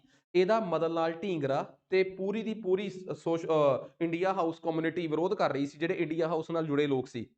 ਇਸੇ ਕਰਕੇ ਮੋਰਲੇ ਚੱਕਣਾ ਸੀ ਇਹਨਾਂ ਨੇ, ਮੋਰਲੇ ਤਾਂ ਨਹੀਂ ਚੱਕਿਆ ਗਿਆ, ਕਰਜਨ ਵਿਲੀ ਚੱਕਿਆ ਗਿਆ। ਉਸ ਤੋਂ ਬਾਅਦ ਇਹਨਾਂ ਨੂੰ ਅਰੈਸਟ ਕੀਤਾ ਗਿਆ, ਅਰੈਸਟ ਕਰਕੇ ਸ਼ਹੀਦ ਕਰ ਦਿੱਤਾ ਗਿਆ, ਫਾਂਸੀ ਦੇ ਦਿੱਤੀ ਗਈ। ਸੋ ਆਹ ਕਹਾਣੀ ਇੰਡੀਆ ਹਾਊਸ ਕੰਟਰੋਵਰਸੀ ਦੀ ਆ। ਕਿਹੜੇ ਕਿਹੜੇ ਵੀਡੀ ਸਾਵਰਕਰ, ਬੀਕਾਜੀ ਕਾਮਾ, ਇਹ ਬੀਕਾਜੀ ਕਾਮਾ ਬਾਅਦ ਚ ਜਰਮਨ ਚਲੇ ਜਾਂਦੇ ਆ, ਠੀਕ ਆ। ਸੋ ਉਸ ਤੋਂ ਬਾਅਦ VN ਚੈਟਰਜੀ, ਲਾਲਾ ਹਰਦਿਆਲ, ਇਹ ਗਦਰ ਪਾਰਟੀ ਨਾਲ ਐਸੋਸੀਏਟਡ, ਅੱਗੇ ਜਾ ਕੇ VVS ਅਈਅਰ, ਇਹਨਾਂ ਦਾ ਵੀ ਨਾਮ ਗਦਰ ਪਾਰਟੀ ਵਾਲਿਆਂ ਨਾਲ ਜੁੜਦਾ ਹੈ। PM ਬਤਤ, ਫਿਰ ਇਹਨਾਂ ਚੋਂ ਹੀ ਇੱਕ ਬੰਦੇ ਸੀਗੇ ਜਿਹੜੇ ਮਦਨ ਲਾਲ ਢੀਂਗਰਾ, ਜਿਨ੍ਹਾਂ ਨੇ WH ਕਰਜਨ ਵਿਲੀ, ਇਹ ਅਸਿਸਟੈਂਟ ਟੂ ਮੋਰਲੇ ਸਾਹਿਬ ਸੀਗੇ, ਉਹਨਾਂ ਦਾ ਇਹਨਾਂ ਨੇ ਕਤਲ ਕੀਤਾ ਸੀਗਾ, ਠੀਕ ਆ। ਕਿ ਉਸ ਟਾਈਮ ਡੀ ਕੈਂਪ ਮਤਲਬ ਅਸਿਸਟੈਂਟ ਸੀਗੇ ਸੈਕਟਰੀ ਆਫ ਸਟੇਟ ਮੋਰਲੇ ਦੇ, ਠੀਕ ਆ। ਕਿਸੇ ਨੂੰ ਕੋਈ ਡਾਊਟ? ਆ ਮਦਨ ਲਾਲ ਢੀਂਗਰਾ ਬਾਰੇ ਜ਼ਰੂਰ ਪੜ੍ਹ ਲਿਓ ਕਿ ਇਹ ਕਿਸ ਤਰੀਕੇ ਨਾਲ ਇੰਗਲੈਂਡ ਜਾਂਦੇ ਆ ਤੇ VD ਸਾਵਰਕਰ ਦੇ ਕੰਟੈਕਟ ਚ ਆਉਂਦੇ ਆ, ਐਂਡ ਫਾਈਨਲੀ ਫਿਰ ਇਹਨਾਂ ਨੂੰ ਇੰਗਲੈਂਡ ਦੇ ਵਿੱਚ ਫਾਂਸੀ ਦਿੱਤੀ ਜਾਂਦੀ ਹੈ 6 ਅਗਸਤ 1909 ਨੂੰ। ਕਹਾਣੀ ਸਮਝ ਆਈ ਗਈ ਆ? ਆਲਮੋਸਟ ਸਾਰਾ ਕੰਸੈਪਟ ਕਲੀਅਰ ਆ। ਉਸ ਤੋਂ ਬਾਅਦ ਆ ਗਿਆ ਜੀ ਅਗਲਾ ਇੰਸੀਡੈਂਟ, ਕਾਮਾਗਾਟਾ ਮਾਰੂ ਇੰਸੀਡੈਂਟ, ਠੀਕ ਹੈ। ਬੜਾ ਇੰਪੋਰਟੈਂਟ ਇੰਸੀਡੈਂਟ ਆ। ਇੱਥੋਂ ਤੱਕ ਦੀ ਸਟੋਰੀ ਸਮਝ ਆ ਗਈ ਸਾਰਿਆਂ ਨੂੰ?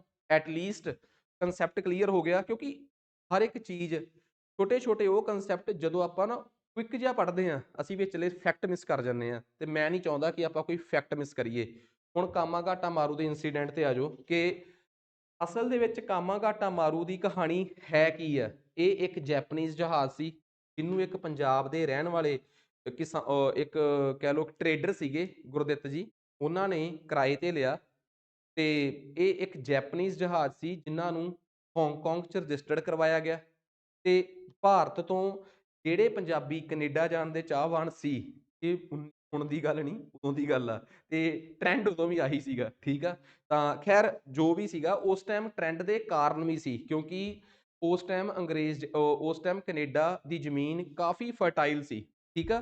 ਤੇ ਕਈ ਵਾਰੀ ਪੰਜਾਬੀ ਕੈਨੇਡਾ ਜਾ ਚੁੱਕੇ ਸੀ। 1850 ਤੋਂ ਬਾਅਦ ਬਹੁਤ ਸਾਰੇ ਪੰਜਾਬੀ ਫੌਜੀਆਂ ਨੂੰ, ਹਾਂ, 1850 ਤੋਂ ਬਾਅਦ ਬਹੁਤ ਸਾਰੇ ਪੰਜਾਬੀ ਫੌਜੀ ਸੀ।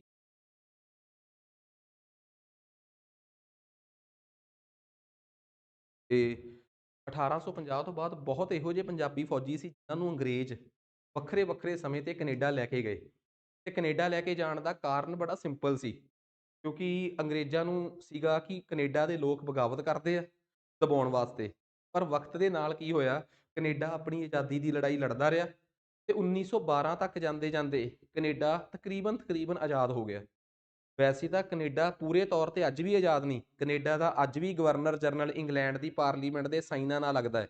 ਬਟ ਹੁਣ ਸਿਰਫ ਉਹ ਨਾਮ ਦੀ ਖੇਡ ਆ, ਹੁਣ ਕੋਈ ਮਤਲਬ ਨਹੀਂ ਰਹਿ ਗਿਆ ਉਸ ਚੀਜ਼ ਦਾ, ਨਾ ਆਸਟ੍ਰੇਲੀਆ ਵਾਸਤੇ ਨਾ ਕੈਨੇਡਾ ਲਈ। 1982 ਚ ਜਾ ਕੇ ਕੰਪਲੀਟ ਇੰਡੀਪੈਂਡੈਂਸ ਕੈਨੇਡਾ ਨੂੰ ਮਿਲ ਜਾਂਦੀ ਆ, 82 ਚ।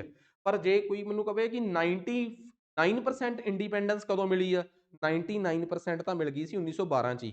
ਉਸ ਤੋਂ ਬਾਅਦ ਅੰਗਰੇਜ਼ਾਂ ਦਾ ਉਹਨਾਂ ਦੇ ਸਿਰਫ ਐਕਸਟਰਨਲ ਮਾਮਲਿਆਂ 'ਚ ਹੀ ਦਖਲਅੰਦਾਜ਼ੀ ਰਹਿ ਗਈ। ਇੰਟਰਨਲ ਮਾਮਲਿਆਂ 'ਚ ਕੈਨੇਡਾ ਦੀ ਆਪਣੀ ਹਕੂਮਤ 1912 'ਚ ਕੰਮ ਕਰਨ ਲੱਗ ਪਈ।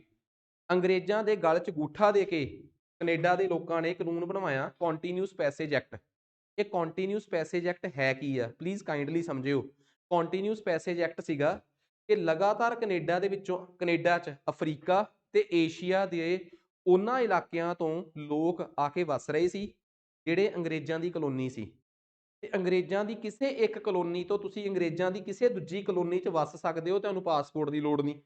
ਪਰ ਕੰਟੀਨਿਊਸ ਪੈਸੇਜ ਐਕਟ ਨੇ ਕੈਨੇਡਾ ਨੂੰ ਵਿਸ਼ੇਸ਼ ਛੂਟ ਦੇਤੀ ਕਿ ਕੈਨੇਡਾ 'ਚ ਜੇ ਕਿਸੇ ਨੇ ਆਉਣਾ ਹੈ ਤਾਂ ਜਿਸ ਦੇਸ਼ ਦਾ ਤੁਹਾਡੇ ਕੋਲ ਆਪਣਾ ਰੈਜ਼ੀਡੈਂਟ ਆ, ਬਰਥ ਸਰਟੀਫਿਕੇਟ ਆ, ਉਸ ਪਲੇਸ ਆਫ ਬਰਥ ਤੋਂ ਸਿੱਧਾ ਜੇ ਕੋਈ ਜਹਾਜ਼ ਤੁਹਾਨੂੰ ਕੈਨੇਡਾ ਲੈ ਕੇ ਆ ਸਕਦਾ ਹੈ ਤੇ ਕੈਨੇਡਾ ਨੂੰ ਇਹਦੇ ਤੇ ਕੋਈ ਇਤਰਾਜ਼ ਨਹੀਂ, ਠੀਕ ਆ, ਤਾਂ ਉਹਦੇ ਤੇ ਤੁਸੀਂ ਆ ਸਕਦੇ ਹੋ। ਤੇ ਕੈਨੇਡਾ ਨੂੰ ਜਿਹੜੇ ਜਿਹੜੇ ਦੇਸ਼ਾਂ ਤੇ ਸ਼ੱਕ ਸੀਗਾ, ਉਹਨਾਂ ਦੇਸ਼ਾਂ ਤੋਂ ਸਿੱਧੇ ਜਹਾਜ਼ ਆਉਣੇ ਬੰਦ ਕਰਤੇ।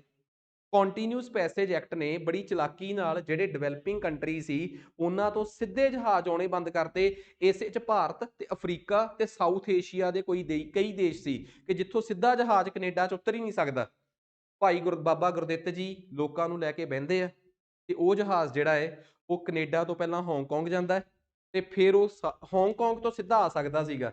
ਪਰ ਉਹਦੇ 'ਚ ਕਾਨੂੰਨਾਂ ਦਾ ਜਾਲ ਇਹੋ ਜਿਹਾ ਸੀਗਾ ਕਿ ਉਹਦੇ 'ਚ ਜਿਹੜੇ ਲੋਕ ਉਸ ਜਹਾਜ਼ 'ਚ ਬੈਠੇ ਸੀਗੇ ਉਹ ਉਹਨਾਂ ਸ਼ਰਤਾਂ ਨੂੰ ਨਹੀਂ ਸੀ ਕਰ ਪਾ ਰਹੇ। ਸ਼ਰਤਾਂ ਕੀ ਸੀ ਕਿ ਤੁਹਾਡਾ ਜਿੱਥੇ ਪਲੇਸ ਆਫ ਬਰਥ ਆ ਉੱਥੋਂ ਤੁਸੀਂ ਸਿੱਧਾ ਕੈਨੇਡਾ ਤੱਕ ਆਓਗੇ ਤਾਂ ਤੁਹਾਨੂੰ ਲੈਂਡ ਕਰਨ ਦਿੱਤਾ ਜਾਊਗਾ। ਬਸ ਇਸੇ ਗਰਾਊਂਡ ਤੇ ਇੰਡੀਅਨਸ ਨੂੰ ਰੋਕ ਦਿੱਤਾ ਗਿਆ ਤੇ ਸਪੈਸ਼ਲ ਡਿਊਟੀ ਲਾ ਦਿੱਤੀ ਗਈ ਇਹੋ ਜਿਹੇ ਅਫਸਰ ਦੀ, ਜਿਹੜਾ ਬੰਦਾ ਭਾਰਤੀਆਂ ਨਾਲ ਖੁੰਦਕ ਖਾਂਦਾ ਸੀ ਉਸ ਵੇਲੇ, ਇੱਕ ਕੈਨੇਡੀਅਨ ਇਮੀਗ੍ਰੇਸ਼ਨ 'ਚ ਇੰਸਪੈਕਟਰ ਸੀ ਸਰ ਵਿਲੀਅਮ, ਠੀਕ ਆ ਪੂਰਾ ਨਾਂ, ਅੱਗੇ ਆਊਗਾ ਸਾਰੇ ਫੈਕਟਸ ਕਲੀਅਰ ਕਰਾਂਗੇ।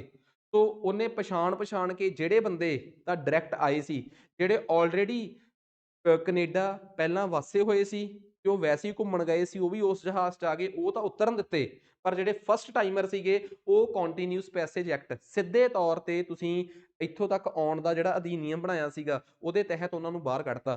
ਖੈਰ ਇਹ ਜਹਾਜ਼ ਵਾਪਸ ਜਾਂਦਾ ਹੈ, ਵਾਪਸ ਇਹ ਕਲਕੱਤੇ ਦੇ ਨੇੜੇ ਬਜਬਜ ਬੰਦਰਗਾਹ ਅੱਜ ਦੇ ਵਿੱਚ ਵੈਸਟ ਬੰਗਾਲ 'ਚ ਆ, ਉੱਥੇ ਉਤਰਦਾ ਹੈ।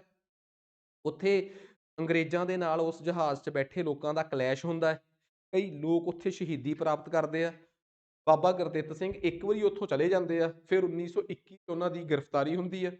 ਉਸ ਤੋਂ ਬਾਅਦ ਬਹੁਤ ਸਾਰੇ ਲੋਕਾਂ ਨੂੰ ਉੱਥੋਂ ਅਰੈਸਟ ਕਰਕੇ ਰਾਵਲਪਿੰਡੀ, ਮੁਲਤਾਨ ਦੀਆਂ ਜੇਲ੍ਹਾਂ 'ਚ ਬੰਦ ਕਰ ਦਿੱਤਾ ਜਾਂਦਾ ਹੈ ਤਾਂ ਕਿ ਅਰਾਜਕਤਾ ਨਾ ਫੈਲਾਉਣ, ਠੀਕ ਆ। ਉਸ ਤੋਂ ਬਾਅਦ ਇਹ ਸਿੱਖਾਂ ਦੇ ਨਾਲ ਹੋਇਆ ਇੱਕ ਬਹੁਤ ਵੱਡਾ ਝਟਕਾ ਸੀਗਾ।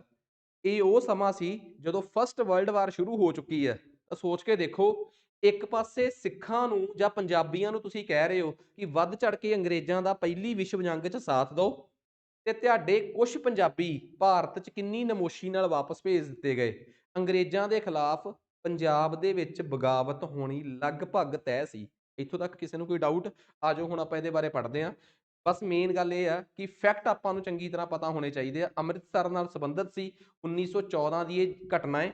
ਇੱਕ ਜਹਾਜ਼ ਇੱਕ ਜੈਪਨੀਜ਼ ਕੰਪਨੀ ਤੋਂ ਲਿਆ ਗਿਆ, ਉਹਦਾ ਜੈਪਨੀਜ਼ ਨਾਮ ਸੀ ਕਾਮਾਗਾਟਾ ਮਾਰੂ, ਠੀਕ ਆ। ਤਾਂ ਇਸ ਜਹਾਜ਼ ਨਾਲ ਸੰਬੰਧਿਤ ਜਿਹੜੇ ਮੇਨ ਫੈਕਟ ਆ ਉਹ ਇਹ ਆ ਕਿ ਕੰਟੀਨਿਊਸ ਪੈਸੇਜ ਐਕਟ, ਇਹ ਉਹ ਵਿਸ਼ੇਸ਼ ਐਕਟ ਸੀਗਾ ਜਿਹਦੇ ਕਰਕੇ ਪੰਜਾਬੀਆਂ ਨੂੰ ਜਾਂ ਜਿੰਨੇ ਵੀ ਬਰਾਊਨ ਲੋਕ ਸੀ, ਬਰਾਊਨ ਮਤਲਬ ਜਿਨ੍ਹਾਂ ਨੂੰ ਆਪਾਂ ਜਿਵੇਂ ਆਪਾਂ ਬਰਾਊਨ ਜਾਂ ਬਲੈਕ, ਇਹਨਾਂ ਨੂੰ ਬਰਾਊਨ ਇਨਵੇਜਨ ਕਿਹਾ। ਗੋਰੇ ਕਹਿੰਦੇ ਸੀ ਕਿ ਜਿੰਨੇ ਵੀ ਇਹ ਅਫਰੀਕਾ ਤੇ ਏਸ਼ੀਆ ਤੋਂ ਬਰਾਊਨ ਔਰ ਬਲੈਕ ਆਉਂਦੇ ਆ, ਇਹਨਾਂ ਦੇ ਕੈਨੇਡਾ ਤੇ ਹਮਲੇ ਨੂੰ ਰੋਕਣਾ ਹੈ। ਸੋ ਬਰਾਊਨ ਇਨਵੇਜਨ ਕਿਹਾ ਗਿਆ, ਭੂਰੇ ਲੋਕਾਂ ਦਾ ਹਮਲਾ। ਸੋ ਇਹ ਇੰਡੀਅਨਸ, ਸਾਊਥ ਏਸ਼ੀਅਨਸ ਤੇ ਅਫਰੀਕਨਸ ਨੂੰ ਟਾਰਗੇਟ ਕਰਕੇ ਇਹ ਕਾਨੂੰਨ ਬਣਾਇਆ ਗਿਆ ਸੀਗਾ, ਕੰਟੀਨਿਊਸ ਪੈਸੇਜ ਐਕਟ। ਸਭ ਤੋਂ ਖਤਰਨਾਕ ਅਫਸਰ ਜਿਨੇ ਇਹਦੇ 'ਚ ਸਭ ਤੋਂ ਵੱਡਾ ਰੋਲ ਅਦਾ ਕੀਤਾ ਉਹ ਸੀ ਵਿਲੀਅਮ ਚਾਰਲਸ ਹੌਬਸਨ। ਸੋ ਇਸ ਬੰਦੇ ਨੂੰ ਬਾਅਦ 'ਚ ਇੱਕ ਗਦਰੀ ਬਾਬਾ ਸੀਗੇ ਭਾਈ ਮੇਵਾ ਸਿੰਘ, ਉਹਨਾਂ ਨੇ ਅਸੈਸੀਨੇਟ ਕੀਤਾ ਸੀਗਾ 2 ਸਾਲ ਬਾਅਦ ਜਾ ਕੇ, ਠੀਕ ਆ। ਸੋ ਇਹ ਆਪਣੇ ਵਾਸਤੇ ਇੱਕ ਫੈਕਟ ਆ, ਆਪਾਂ ਨੂੰ ਬਸ ਕਲੀਅਰ ਹਰ ਇੱਕ ਚੀਜ਼ ਪਤਾ ਹੋਣੀ ਚਾਹੀਦੀ ਹੈ। ਇਸ ਜਹਾਜ਼ 'ਚ 376 ਮੁਲਾਜ਼ਮ ਸੀ, ਕਿੰਨੇ ਕਿਸ ਕਮਿਊਨਿਟੀ ਨਾਲ ਸੰਬੰਧਿਤ ਸੀ। ਵੈਨਕੂਵਰ ਇਹ ਜਹਾਜ਼ 23 ਮਈ 1914 ਨੂੰ ਪਹੁੰਚਦਾ ਹੈ, ਠੀਕ ਆ। ਪਰ ਉੱਥੇ ਕੋਈ ਵੀ ਹਿੱਲਾ ਨਾ ਹੋਣ ਕਰਕੇ 23 ਜੁਲਾਈ 1914 ਨੂੰ ਇਹ ਉੱਥੋਂ ਵੈਨਕੂਵਰ ਤੋਂ ਚੱਲਦਾ ਹੈ ਤੇ 26 ਸਤੰਬਰ 1914 ਨੂੰ ਇਹ ਬਜਬਜ ਬੰਦਰਗਾਹ ਪਹੁੰਚਦਾ ਹੈ। ਇਹ ਉਹੀ ਬਜਬਜ ਬੰਦਰਗਾਹ ਹੈ ਜਿਹਨੂੰ ਅੱਜ ਵੈਸਟ ਬੰਗਾਲ ਦੀ ਮਮਤਾ ਬੈਨਰਜੀ, ਮਮਤਾ ਬੈਨਰਜੀ ਦੀ ਸਰਕਾਰ ਨੇ ਉਸ ਬੰਦਰਗਾਹ ਦਾ ਨਾਮ ਬਦਲ ਕੇ ਕਾਮਾਗਾਟਾ ਮਾਰੂ ਬਜਬਜ ਬੰਦਰਗਾਹ ਕਰਤਾ ਹੈ, ਠੀਕ ਆ। ਸੋ ਹੁਣ ਤੱਕ ਦਾ ਜੋ ਸਟੇਟਸ ਸੀਗਾ, ਕਿੰਨੇ ਲੋਕ ਜਦੋਂ ਉੱਥੇ ਜਹਾਜ਼ ਬਜਬਜ ਬੰਦਰਗਾਹ ਤੇ ਪਹੁੰਚਿਆ, ਉੱਥੇ ਬੇਅਦਬੀ ਦਾ ਇੱਕ ਘਟਨਾ ਵਾਪਰੀ, 18 ਲੋਕਾਂ ਦੀ ਸ਼ਹਾਦਤ ਹੋਈ, 200 ਲੋਕਾਂ ਨੂੰ ਜੇਲ੍ਹ ਕੀਤਾ ਗਿਆ। ਭਾਈ ਬਾਬਾ ਗੁਰਦਿੱਤ ਸਿੰਘ ਉੱਥੋਂ ਇੱਕ ਵਾਰ escape ਹੋ ਗਏ, ਫਿਰ 1921 ਚ ਉਹਨਾਂ ਨੂੰ ਅਰੈਸਟ ਕਰ ਲਿਆ ਗਿਆ 7 ਸਾਲ ਬਾਅਦ। ਕਹਾਣੀ ਸਮਝ ਆ ਗਈ? ਸੋ ਇਹ ਘਟਨਾ ਜਿਹੜੀ ਆ, ਦੇਖੋ ਅਸਲ 'ਚ ਕਹਾਣੀ ਕੀ ਆ, ਸ਼ੁਰੂ ਦੇ ਵਿੱਚ ਇੱਕ ਸਟੋਰੀ, ਤੇ ਸਟੋਰੀ ਤੋਂ ਬਾਅਦ ਮੈਂ ਉਹ ਫੈਕਟ ਅੰਡਰਲਾਈਨ ਕਰਤੇ ਆ। ਉਹ ਇਸ ਕਰਕੇ ਕਿ ਸਪੋਜ਼ ਕਰੋ ਜੇ ਪੁਰਾਣੀ ਕਿਤਾਬ ਦੇ ਵਿੱਚ, ਦੇਖੋ ਅਸਲ 'ਚ ਇਹ ਆ, ਜਦੋਂ ਪਹਿਲਾਂ ਵਾਲੀ ਕਿਤਾਬ ਬਣੀ ਸੀ ਉਸ ਵੇਲੇ ਪੰਜਾਬ 20 ਨੰਬਰ ਦਾ ਨਹੀਂ ਸੀ ਆਉਂਦਾ। ਉਦੋਂ ਤਰੀਕਾਂ, ਫੈਕਟ, ਕਿਹੜਾ ਕਿਰਦਾਰ, ਉਹਨੂੰ ਕਿਹਨੇ ਅਸੈਸੀਨੇਟ ਕੀਤਾ, ਇਹ ਚੀਜ਼ਾਂ ਅਣਗੌਲੀਆਂ ਕੀਤੀਆਂ ਜਾ ਸਕਦੀਆਂ ਸੀ ਕਿਉਂਕਿ ਪੇਪਰ ਕਨਸੈਪਚੁਅਲ ਹੁੰਦਾ ਸੀ। ਹੁਣ ਜਿੰਨਾ ਪੇਪਰ ਕਨਸੈਪਚੁਅਲ ਆ ਉਹਦੇ ਨਾਲੋਂ ਵੱਧ ਫੈਕਚੁਅਲ ਆ। ਜੇ ਮੈਨੂੰ ਕੋਈ ਇਹ ਕਹਿ ਦੇ ਕਿ ਸਰ ਅੱਜ ਤੁਸੀਂ ਇਕੱਲੇ ਫੈਕਟ ਹੀ ਪੜ੍ਹਾ ਦਿਓ, ਤਾਂ ਮੇਰੇ ਹਿਸਾਬ ਨਾਲ ਗੱਲ ਉਹਦੇ ਨਾਲ ਵੀ ਨਹੀਂ ਬਣਨੀ। ਫੈਕਟ ਵੀ ਤੁਹਾਡੇ ਦਿਮਾਗ 'ਚ ਕਿੰਨੇ ਕੁ ਸਬਜੈਕਟਾਂ ਦੇ ਰਿਟੇਨ ਕਰ ਲੋਗੇ। ਸਪੋਜ਼ ਕਰੋ ਜੇ ਗਰੁੱਪ ਬੀ ਦੇ ਪੇਪਰਾਂ 'ਚ ਮੰਨ ਲਓ 120 ਚੋਂ 50 ਨੰਬਰ ਦੀ ਵੀ ਕੇ ਆਈ, ਤਾਂ ਤੁਸੀਂ ਇਹ ਤਾਂ ਮੰਨਦੇ ਹੋ ਨਾ ਕਿ 70 ਨੰਬਰ ਦਾ ਪੇਪਰ, ਜੇ ਗਰੁੱਪ ਬੀ ਦਾ ਕੋਈ ਵੀ ਪੇਪਰ ਹੋਵੇ, ਗਰੁੱਪ ਏ ਨੂੰ ਛੱਡੋ, ਗਰੁੱਪ ਏ ਦੇ ਵਿੱਚ ਤਾਂ ਪੂਰੀ ਦੀ ਪੂਰੀ ਸਟੋਰੀ ਲਿਖਣੀ ਪੈਣੀ ਆ ਰਾਈਟਿੰਗ ਸਕਿੱਲਸ ਦੇ ਵਿੱਚ। ਜੇ ਗਰੁੱਪ ਬੀ ਦਾ ਵੀ ਪੇਪਰ ਮੰਨ ਲਈਏ ਆਪਾਂ, ਤਾਂ ਤੁਸੀਂ ਆਪ ਦੇਖੋ ਕਿ 70 ਨੰਬਰ ਜਿਹੜੇ ਕਿ English, Punjabi, computer, math, reasoning ਨਾਲ ਜੋੜ ਕੇ ਬਣ ਜਾਂਦੇ ਆ ਗਰੁੱਪ ਬੀ ਦੇ ਪੇਪਰਾਂ 'ਚ, ਸਾਰੇ ਲੈ ਲੈਣਗੇ। ਸਾਰੇ ਦਾ ਮਤਲਬ ਇਹ ਨਹੀਂ ਕਿ ਸਾਰੇ, ਸਾਰੇ ਦਾ ਮਤਲਬ ਉਹ 1000 ਬੰਦਾ ਤਾਂ ਲਊਗਾ ਹੀ ਲਊਗਾ ਨਾ, ਜਿਹੜਾ ਬੰਦਾ ਗਰੁੱਪ ਬੀ ਦਾ ਪੇਪਰ ਦੇ ਰਿਹਾ। ਕਿਉਂਕਿ ਅਸੀਂ ਇਹ ਕਿਉਂ ਭੁੱਲ ਜਾਂਦੇ ਹਾਂ ਕਿ ਗਰੁੱਪ ਬੀ ਦੇ ਪੇਪਰ ਦੇਣ ਵਾਲੇ ਅੱਧੇ ਬੱਚੇ ਉਹ ਨੇ ਜਿਨ੍ਹਾਂ ਦਾ ਗਰੁੱਪ ਕਲੀਅਰ ਆ ਤੇ ਉਹ ਇਸ ਟਾਈਮ ਪਟਵਾਰੀ ਦੇ ਪੇਪਰ 'ਚ 95 ਨੰਬਰ ਲੈ ਕੇ ਲੱਗੇ ਹੋਣਗੇ। ਇਹ ਤਾਂ ਇਹਦੇ 'ਚ ਤਾਂ ਕੋਈ ਦੋ ਰਾਏ ਨਹੀਂ, ਜਿਹੜੇ ਬੰਦੇ ਦੇ ਪਟਵਾਰੀ 'ਚ 95 ਨੰਬਰ ਨੇ, ਐਕਸਾਈਜ਼ ਦੇ ਵਿੱਚ 82 ਨੰਬਰ ਆ, ਤੇ ਉਹਨੂੰ ਪਤਾ ਲੱਗ ਗਿਆ ਕਿ ਐਕਸਾਈਜ਼ ਦੀ ਨੌਕਰੀ ਐਵੇਂ ਦੀ ਆ, ਜਾਂ ਉਹਨੂੰ ਇਹ ਸਮਝ ਆ ਰਿਹਾ ਕਿ ਯਾਰ ਐਕਸਾਈਜ਼ ਫਿਰ ਵੀ ਗਰੁੱਪ ਸੀ ਆ, ਜਾਂ ਤੇ ਉਹਨੂੰ ਇਹ ਸਮਝ ਆ ਰਿਹਾ ਕਿ ਉਹ ਗਰੁੱਪ ਬੀ ਦਾ ਇੱਕ ਪੇਪਰ ਕਰੈਕ ਕਰਕੇ ਵਧੀਆ ਜੋਬ ਸਿਕਿਉਰ ਕਰ ਸਕਦਾ, ਗ੍ਰੇਡ ਪੇ ਬੇਸ਼ੱਕ ਓਨਾ ਹੈ, ਪਰ ਗਰੁੱਪ ਬੀ ਤੋਂ ਪ੍ਰਮੋਸ਼ਨ ਦੇ ਅੱਗੇ 50 ਰਾਹ ਨਿਕਲਦੇ ਆ। ਤਾਂ ਉਹ ਹਰ ਇੱਕ ਬੰਦਾ ਪੇਪਰ ਦੇ ਵਿੱਚ ਤੁਹਾਡਾ ਕੰਪੀਟੀਟਰ ਆ। ਤੁਹਾਨੂੰ ਲੱਗਦਾ ਕਿ ਉਹ ਜੇ ਕੰਪਿਊਟਰ 10 ਨੰਬਰ ਦਾ ਆਇਆ ਤੇ ਉਹ 10 ਚੋਂ 10 ਛੱਡੂਗਾ? ਨਹੀਂ, ਉਹੀ 10 ਜਾਂ 9। English, Punjabi, math, reasoning almost ਹਰ ਇੱਕ ਬੰਦਾ, ਮੈਂ ਸਾਰਿਆਂ ਦੀ ਗੱਲ ਨਹੀਂ ਕਰਦਾ, ਮੇਰੀ ਗੱਲ 'ਚ ਸਿਰਫ 1000 ਬੰਦਿਆਂ ਦਾ ਜ਼ਿਕਰ ਆ ਜਿਨ੍ਹਾਂ ਨੇ ਪੇਪਰ 'ਚ ਟੌਪ ਕੰਪੀਟੀਸ਼ਨ 'ਚ ਆ। ਉਹ ਬੰਦੇ ਜੇ ਕਿਤੇ ਨਾ ਕਿਤੇ ਜਾ ਕੇ ਲੈਗ ਕਰਨਗੇ ਤਾਂ ਉੱਥੇ ਖੇਡ ਰਚਦੀ ਆ 50 ਨੰਬਰ ਦੀ ਜੀਕੇ। ਜੇ ਪੇਪਰ 120 ਨੰਬਰ ਦਾ ਆਇਆ ਤੇ ਉਹ 'ਚ ਜੀਕੇ ਦਾ ਹਿੱਸਾ 50 ਨੰਬਰ ਰਿਹਾ ਜੇ। ਸੋ ਗਰੁੱਪ ਸੀ ਦੇ ਪੇਪਰਾਂ 'ਚ ਆਪਾਂ ਕਹਿ ਸਕਦੇ ਹਾਂ ਕਿ ਇੱਕ ਬੰਦੇ ਦਾ ਜੇ ਇੱਕ ਅੱਧਾ ਵਿਸ਼ਾ ਕਮਜ਼ੋਰ ਵੀ ਆ, ਬੜੀ ਆਸਾਨੀ ਨਾਲ ਉਹ ਪੇਪਰ ਕੱਢ ਸਕਦਾ ਹੈ। ਉਹਦੀ ਵਜ੍ਹਾ ਹੈ, ਇੱਕ ਤਾਂ ਪੇਪਰ ਦੇਣ ਵਾਲੇ ਇੰਨੇ ਤਿੱਖੇ ਕੰਪੀਟੀਸ਼ਨ ਵਾਲੇ ਨਹੀਂ ਹੁੰਦੇ ਕਿਉਂਕਿ ਉਹ ਆਲਰੇਡੀ ਪਹਿਲਾਂ ਹੀ ਇੰਪਲੋਇਡ ਹੁੰਦੇ ਆ। ਦੂਸਰਾ ਕਾਰਨ, ਜਿਨ੍ਹਾਂ ਦੀ ਵਧੀਆ ਤਿਆਰੀ ਚੱਲ ਰਹੀ ਹੁੰਦੀ ਆ ਉਹਨਾਂ ਚੋਂ ਕਈ ਬੱਚੇ ਇਹੋ ਜਿਹੇ ਹੁੰਦੇ ਆ, ਕਈ 50% ਦੇ ਕਰੀਬ ਜਾਂ 30% ਦੇ ਕਰੀਬ, 30% ਮੰਨ ਲਓ, ਜਿਹੜੇ ਗਰੁੱਪ ਸੀ ਦੇ ਪੇਪਰਾਂ ਨੂੰ ਨਹੀਂ ਗੌਲਦੇ ਕਿ ਮੈਂ ਨਹੀਂ ਦੇਣੇ, ਛੱਡ ਦੂੰਗਾ ਮੈਂ। ਤੇ ਉਹਦੇ 'ਚ ਤੀਸਰੀ ਗੱਲ, ਉਹਦੇ 'ਚ ਪੋਸਟਾਂ ਬਹੁਤ ਹੁੰਦੀਆਂ। ਸੋ ਇਹਦੇ ਸਹੀ ਫੈਕਟਰਾਂ ਕਰਕੇ ਗਰੁੱਪ ਸੀ ਦੇ ਪੇਪਰ 'ਚ ਜੇ ਤੁਹਾਡਾ ਇੱਕ ਅੱਧੀ ਜੀਕੇ ਦਾ ਵਿਸ਼ਾ ਕਮਜ਼ੋਰ ਵੀ ਆ, ਤੁਹਾਡਾ ਸਰਦਾ ਹੈ, ਕੋਈ ਰੌਲਾ ਨਹੀਂ ਉਹਦੇ 'ਚ। ਪਰ ਇਹ ਖੇਡ ਉੱਥੇ ਖਤਮ ਹੋ ਜਾਂਦੀ ਆ ਜਿੱਥੇ ਨੰਬਰ ਆਫ ਪੋਸਟ 200 ਜਾਂ 300 ਤੋਂ ਘੱਟ ਜੇ। ਮੀਨਸ ਕਿ 100 ਤੋਂ ਥੱਲੇ ਆ ਜੇ, 200 ਤੋਂ ਥੱਲੇ ਪੋਸਟ, 300 ਤੋਂ ਥੱਲੇ ਪੋਸਟ। ਕਿਉਂਕਿ ਇੱਕ ਗੱਲ ਤੁਸੀਂ ਹੋਰ ਮੰਨੋ, ਸਪੋਜ਼ ਕਰੋ ਇੱਕ ਬੰਦੇ ਦੀ ਸਿਵਲਸ ਦੇ ਲੈਵਲ ਦੀ ਤਿਆਰੀ ਆ, ਉਹ ਕਿਸੇ ਟਾਈਮ ਤੱਕ ਪੀਸੀਐਸ ਦੀ ਤਿਆਰੀ ਕਰ ਰਿਹਾ ਸੀ, ਪੀਪੀਐਸਸੀ ਦੇ ਪੇਪਰਾਂ ਦੀ ਤਿਆਰੀ ਕਰ ਰਿਹਾ ਸੀ। ਕੋਈ ਸਟੂਡੈਂਟ ਆ, ਐਗਜ਼ਾਮਪਲ ਦਿੰਦਾ ਮੈਂ ਤੁਹਾਨੂੰ, ਕਿ ਕੋਈ ਬੱਚਾ ਪੀਪੀਐਸਸੀ ਦੇ ਪੇਪਰਾਂ ਦੀ ਤਿਆਰੀ ਕਰ ਰਿਹਾ। ਤੁਸੀਂ ਆਪਣੇ ਦਿਲ ਤੇ ਆਪ ਹੱਥ ਧਰ ਕੇ ਦੱਸੋ ਕਿ ਕੀ ਜਿਹੜਾ ਬੰਦਾ ਪੀਪੀਐਸਸੀ ਦੇ ਪੇਪਰਾਂ ਦੀ ਤਿਆਰੀ ਕਰ ਰਿਹਾ, ਅੱਜ ਤੱਕ ਪੀਪੀਐਸਸੀ ਦੇ ਪੇਪਰ ਪਾਏ ਆ ਇੰਗਲਿਸ਼ ਮੀਡੀਅਮ 'ਚ? ਜੇ ਉਹਨੂੰ ਮੈਂ ਕਹਿ ਕਿ ਆ ਇੰਗਲਿਸ਼ ਜਿਹੜੀ ਆ ਤੇਰੇ ਪੇਪਰ 'ਚ 10 ਨੰਬਰ ਦੀ ਜਾਂ 12 ਜਾਂ 15 ਨੰਬਰ ਦੀ ਆਉਣੀ ਆ, ਤੈਨੂੰ 20 ਦਿਨ ਦਿੱਤੇ ਤਿਆਰ ਕਰ ਲਾ। ਤੈਨੂੰ ਆ ਪੰਜਾਬੀ ਵਾਸਤੇ 15 ਦਿਨ ਦਿੱਤੇ ਆ ਪੰਜਾਬੀ ਵਿਆਕਰਨ, ਅਖਾਣ, ਮੁਹਾਵਰੇ ਪੜ੍ਹ ਲਾ। ਉਹ ਬੰਦਾ ਪੰਜਾਬੀ ਹੋਵੇ ਤੇ ਉਹਨੂੰ ਇਹ ਕਹਿ ਦਿੱਤਾ ਜਾਵੇ ਕਿ ਆ 10 ਦਿਨਾਂ 'ਚ ਤੂੰ ਕੰਪਿਊਟਰ ਤਿਆਰ ਕਰਨਾ। ਤੁਹਾਨੂੰ ਵੀ ਪਤਾ ਹੈ ਕਿ ਇੰਗਲਿਸ਼, ਪੰਜਾਬੀ, ਕੰਪਿਊਟਰ ਉਸ ਸ਼ਖਸ ਵਾਸਤੇ ਜਿਹੜਾ ਪੀਪੀਐਸਸੀ ਦੇ ਪੇਪਰਾਂ ਦੇ ਵਿੱਚ ਤਹਿਸੀਲਦਾਰ ਵਰਗੇ ਪੇਪਰਾਂ 'ਚੋਂ 4-4, 5-5, 6-6 ਨੰਬਰ ਕਰਕੇ ਰਿਹਾ ਹੈ, ਉਹ ਇੰਨਾ ਕੁ ਤਾਂ ਇੰਟੈਲੀਜੈਂਟ ਹੈ ਨਾ ਕਿ ਉਹ ਆ 3 ਸਬਜੈਕਟ ਜਿਹੜੇ ਆ, ਮੈਂ 20 ਦਿਨ ਕਹੇ ਉਹ 1.5 ਮਹੀਨੇ 'ਚ ਕਰ ਦੂਗਾ। ਹੱਦ 1.5 ਮਹੀਨਾ ਨਹੀਂ ਲੱਗਣਾ। ਇਟ ਮੀਨਸ ਤੁਹਾਡੇ ਕੰਪੀਟੀਸ਼ਨ 'ਚੋਂ ਸਾਰੇ ਬੰਦੇ ਆ ਕੇ ਖੜ ਜਾਂਦੇ ਆ ਜਦੋਂ ਉਹਨਾਂ ਨੂੰ ਪਤਾ ਲੱਗਦਾ ਕਿ ਹੁਣ ਪੀਪੀਐਸਸੀ ਦੇ ਟੌਪ ਦੇ ਪੇਪਰ ਬੋਰਡ ਲੈ ਰਿਹਾ। ਉਹਨਾਂ ਵਾਸਤੇ ਸਿਰਫ 25-30 ਦਿਨਾਂ ਦੀ ਐਕਸਟਰਾ ਪੜ੍ਹਾਈ ਉਹਨਾਂ ਨੂੰ ਤੁਹਾਡੇ ਵੱਲ ਸਵਿਚ ਕਰਾ ਦੂਗੀ। ਤੇ ਜੀਐਸ ਉਹਨਾਂ ਦੀ ਵੈਸੇ ਸਟਰੋਂਗ ਆ, ਕਿੰਨੇ ਡਿਸਾਈਡ ਕਰਾਉਣਾ ਹੈ ਐਂਡ 'ਚ। ਸੋ ਕਾਈਂਡਲੀ ਮੈਂ ਹਮੇਸ਼ਾ ਇੱਕ ਗੱਲ ਕਹਿੰਦਾ ਕਿ ਜੇ ਕੋਈ ਮੈਨੂੰ ਕਵੇ ਕਿ ਜੀਕੇ ਨੂੰ ਛੱਡ ਕੇ ਬਾਕੀ ਦਾ ਜਿਹੜਾ 50% ਪੋਰਸ਼ਨ ਆ ਜਾਂ 60%, ਉਹਦੇ 'ਚ ਤਾਂ ਤੁਸੀਂ 0% ਕੰਪਰੋਮਾਈਜ਼ ਕਰੋ ਤੇ ਉਸ ਤੋਂ ਬਾਅਦ ਤੁਸੀਂ ਇਸ ਪੋਰਸ਼ਨ ਤੇ ਨਜਾਇਜ਼ ਜ਼ੋਰ ਲਾਓ, ਫੇਰ ਗਰੁੱਪ ਬੀ 'ਚ ਤੁਹਾਡੀ ਐਗਜ਼ਿਸਟੈਂਸ ਬਣਦੀ ਹੈ। ਜੇ ਤੁਸੀਂ ਕਹਿ ਦਿਓ ਕਿ ਸਰ ਤੁਸੀਂ ਉਸ ਪੋਰਸ਼ਨ ਦੀ ਤਾਂ ਗੱਲ ਹੀ ਨਹੀਂ ਕਰਦੇ, ਉਹਦੀ ਮੈਂ ਗੱਲ ਤਾਂ ਨਹੀਂ ਕਰਦਾ ਕਿਉਂਕਿ ਉਹਦੇ 'ਚ ਇਹ ਨਹੀਂ ਕਹਿ ਰਿਹਾ ਕਿ ਉਹਦੇ 'ਚੋਂ ਕੁਛ ਵੀ ਨਾ ਲਓ ਤਾਂ ਵੀ ਸਰ ਜੂਗਾ। ਉਹਦੇ 'ਚੋਂ ਜੇ ਤੁਸੀਂ 5% ਵੀ ਬਾਕੀਆਂ ਤੋਂ ਜਾਂ 3% ਵੀ ਪਿੱਛੇ ਰਹਿ ਗਏ, ਤੁਸੀਂ ਆਪਣੇ ਆਪ ਨੂੰ ਕੰਪੀਟੀਸ਼ਨ 'ਚ ਹੀ ਨਾ ਮੰਨੋ। ਤੇ ਜੇ ਤੁਸੀਂ ਉਹ ਬਾਕੀਆਂ ਦੇ ਬਰਾਬਰ ਪੂਰਾ ਕਰ ਲਿਆ, ਉਸ ਤੋਂ ਬਾਅਦ ਫੇਰ ਤਾਂ ਉਹ ਤਾਂ ਐਲੀਜੀਬਿਲਟੀ ਆ ਗਰੁੱਪ ਬੀ ਦੇਣ ਦੀ, ਕਿ ਤੁਹਾਨੂੰ ਬਾਕੀ ਦੇ ਜੀਕੇ ਨੂੰ ਛੱਡ ਕੇ ਬਾਕੀ ਸਾਰੇ ਸਬਜੈਕਟ ਆਉਂਦੇ ਆ। ਐਲੀਜੀਬਿਲਟੀ ਪੂਰੀ ਕਰ ਗਏ, ਫੇਰ ਤੁਹਾਨੂੰ ਪੇਪਰ 'ਚ ਰੈਂਕ ਮਿਲਣਾ ਜਾਂ ਨੌਕਰੀ ਮਿਲਣੀ ਤੈਅ ਕਰੂਗੀ ਜੀਕੇ। ਪਹਿਲਾਂ ਐਲੀਜੀਬਿਲਟੀ ਪੂਰੀ ਕਰੋ ਕਿ ਬਾਕੀ ਪੇਪਰ ਪੂਰਾ ਸਟਰੋਂਗ ਹੋਵੇ, ਫਿਰ ਇੱਧਰ ਆਓ। ਕਿਉਂਕਿ ਤੁਹਾਡਾ ਕੰਪੀਟੀਸ਼ਨ ਉਹਨਾਂ ਨਾਲ ਆ ਜਿਹੜੇ ਬਾਕੀ ਸਾਰੇ ਸਬਜੈਕਟ ਤਿਆਰ ਕਰੀ ਬੈਠੇ ਆ। ਤੁਸੀਂ ਕਹੋਗੇ ਸਰ ਤੁਹਾਨੂੰ ਕਿਵੇਂ ਪਤਾ ਕਿ ਉਹ ਬਾਕੀ ਤਿਆਰ ਕਰੀ ਬੈਠੇ ਆ? ਕਿਉਂਕਿ ਉਹ ਤਾਂ ਹੀ ਗਰੁੱਪ ਸੀ ਦੀਆਂ ਨੌਕਰੀਆਂ ਤੇ ਲੱਗੇ ਹੋਏ ਆ ਜੇ ਉਹਨਾਂ ਦਾ ਤਿਆਰ ਆ ਤਾਂ।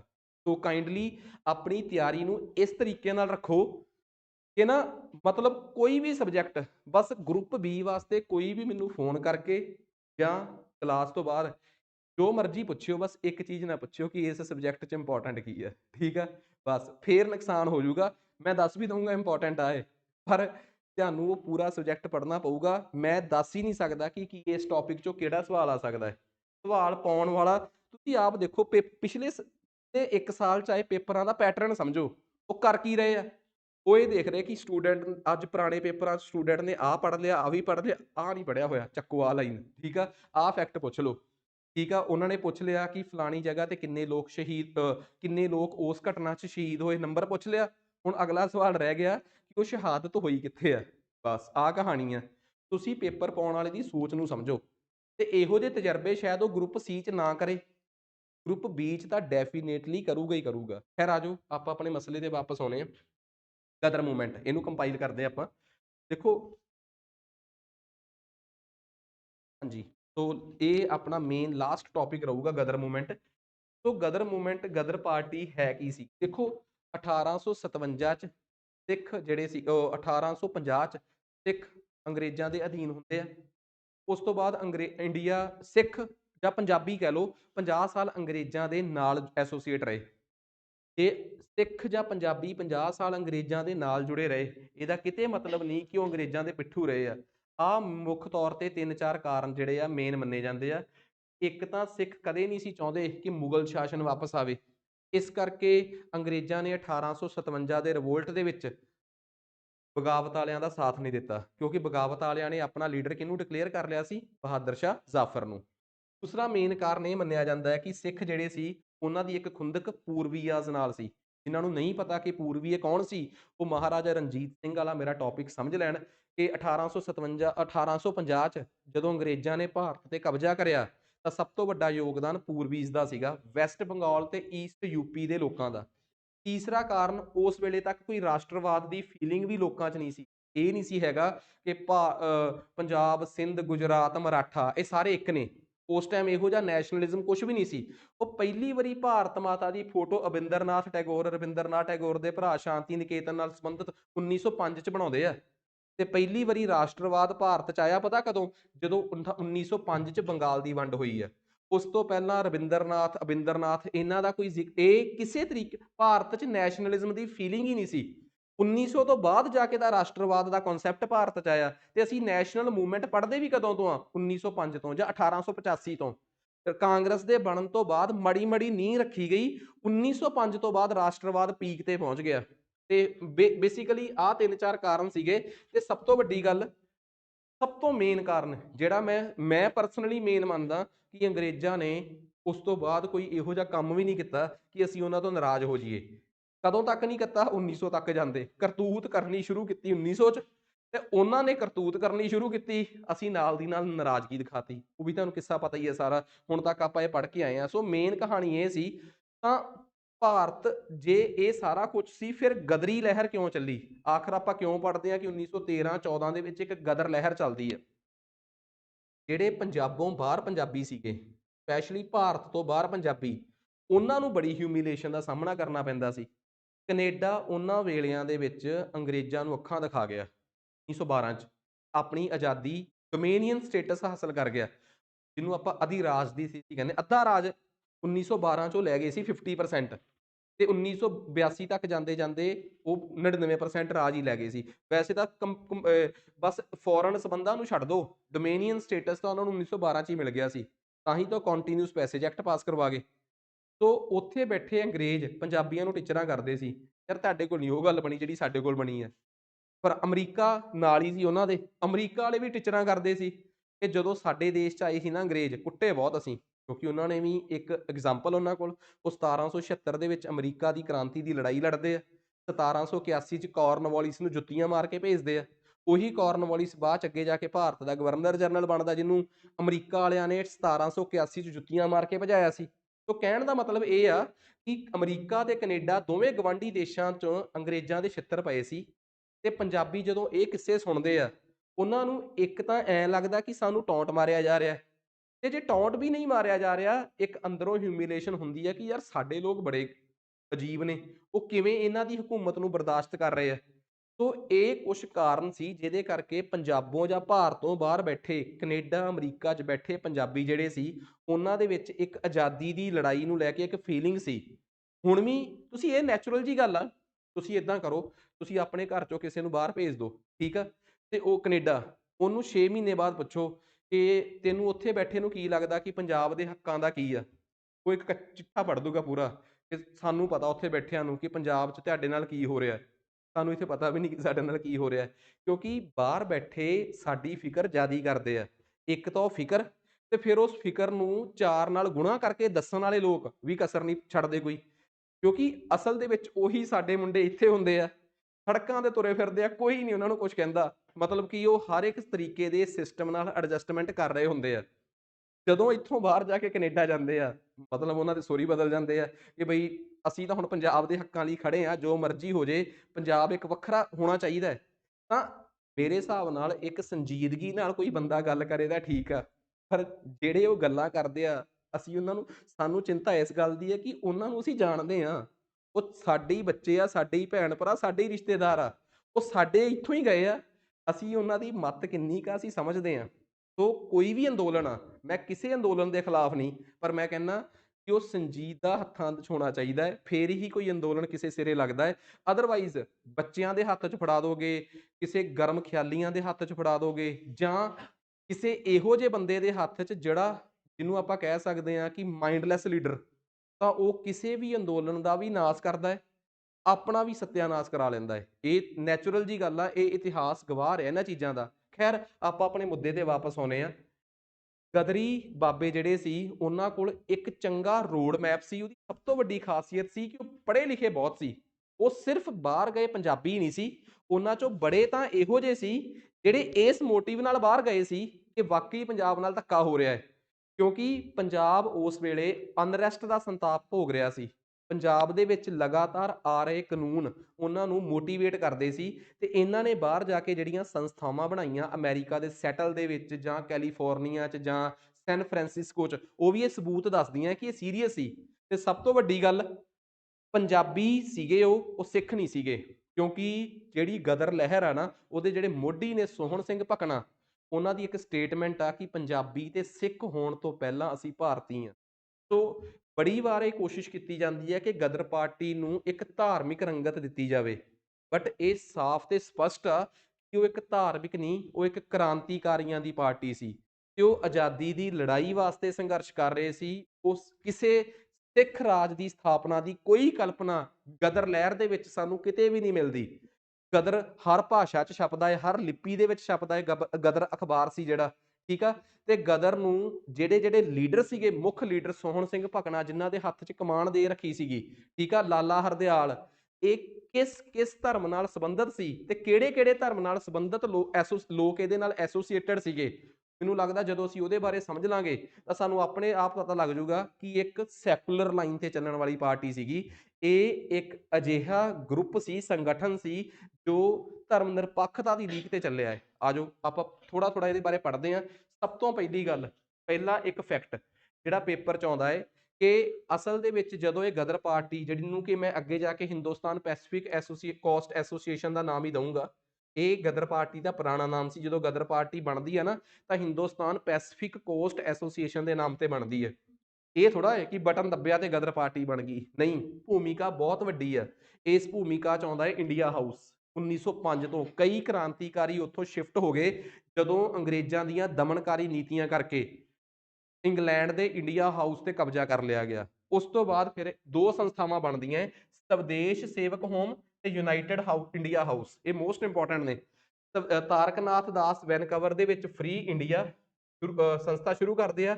ਡੀ ਕੁਮਾਰ ਸਵਦੇਸ਼ ਸੇਵਕ ਹੋਮ ਵੈਨਕੂਵਰ ਦੇ ਵਿੱਚ, ਠੀਕ ਆ, ਜਿਵੇਂ ਕਿ ਲੰਡਨ ਦੇ ਵਿੱਚ ਇੰਡੀਆ ਹਾਊਸ ਸੀ। ਸਵਦੇਸ਼ ਸੇਵਕ ਇੱਕ ਗੁਰਮੁਖੀ ਛਪਣ ਵਾਲਾ ਅਖਬਾਰ ਵੀ ਡੀ ਕੁਮਾਰ ਸ਼ੁਰੂ ਕਰਦੇ ਆ, ਤੇ ਤਾਰਕ ਨਾਥ ਤੇ ਡੀ ਕੁਮਾਰ ਮਿਲ ਕੇ ਸੈਟਲ ਦੇ ਵਿੱਚ ਯੂਨਾਈਟਿਡ ਇੰਡੀਆ ਹਾਊਸ ਸ਼ੁਰੂ ਕਰਦੇ। ਸੈਟਲ ਮਤਲਬ ਅਮਰੀਕਾ ਦੀ ਇੱਕ ਸਟੇਟ ਆ, ਪੱਛਮੀ ਸਟੇਟ, ਠੀਕ ਆ, ਸੈਟਲ। ਤਾਂ ਇਹ ਦੋ ਤਿੰਨ ਸੰਸਥਾਵਾਂ ਉੱਥੇ ਸ਼ੁਰੂ ਹੁੰਦੀਆਂ। ਇਹ ਲੋਕ ਜਿਹੜੇ ਆ ਆਪਣੀ ਉੱਥੇ ਕਹਿ ਲਓ ਜੜ੍ਹਾਂ ਲਾਉਣੀਆਂ ਸ਼ੁਰੂ ਕਰਦੇ ਆ। ਇਹੀ ਸੈਟਲ ਦੇ ਵਿੱਚ ਜਿਹੜੀ ਇਹਨਾਂ ਨੇ ਯੂਨਾਈਟਿਡ ਇੰਡੀਆ ਹਾਊਸ ਸੀ, ਇਸੇ ਦੀਆਂ ਮੀਟਿੰਗਸ ਦੇ ਦੌਰਾਨ ਫਿਰ ਸੈਨ ਫਰਾਂਸਿਸਕੋ ਦੇ ਵਿੱਚ ਹਿੰਦੁਸਤਾਨ ਪੈਸੀਫਿਕ ਕੋਸਟ ਐਸੋਸੀਏਸ਼ਨ ਬਣਦੀ ਹੈ।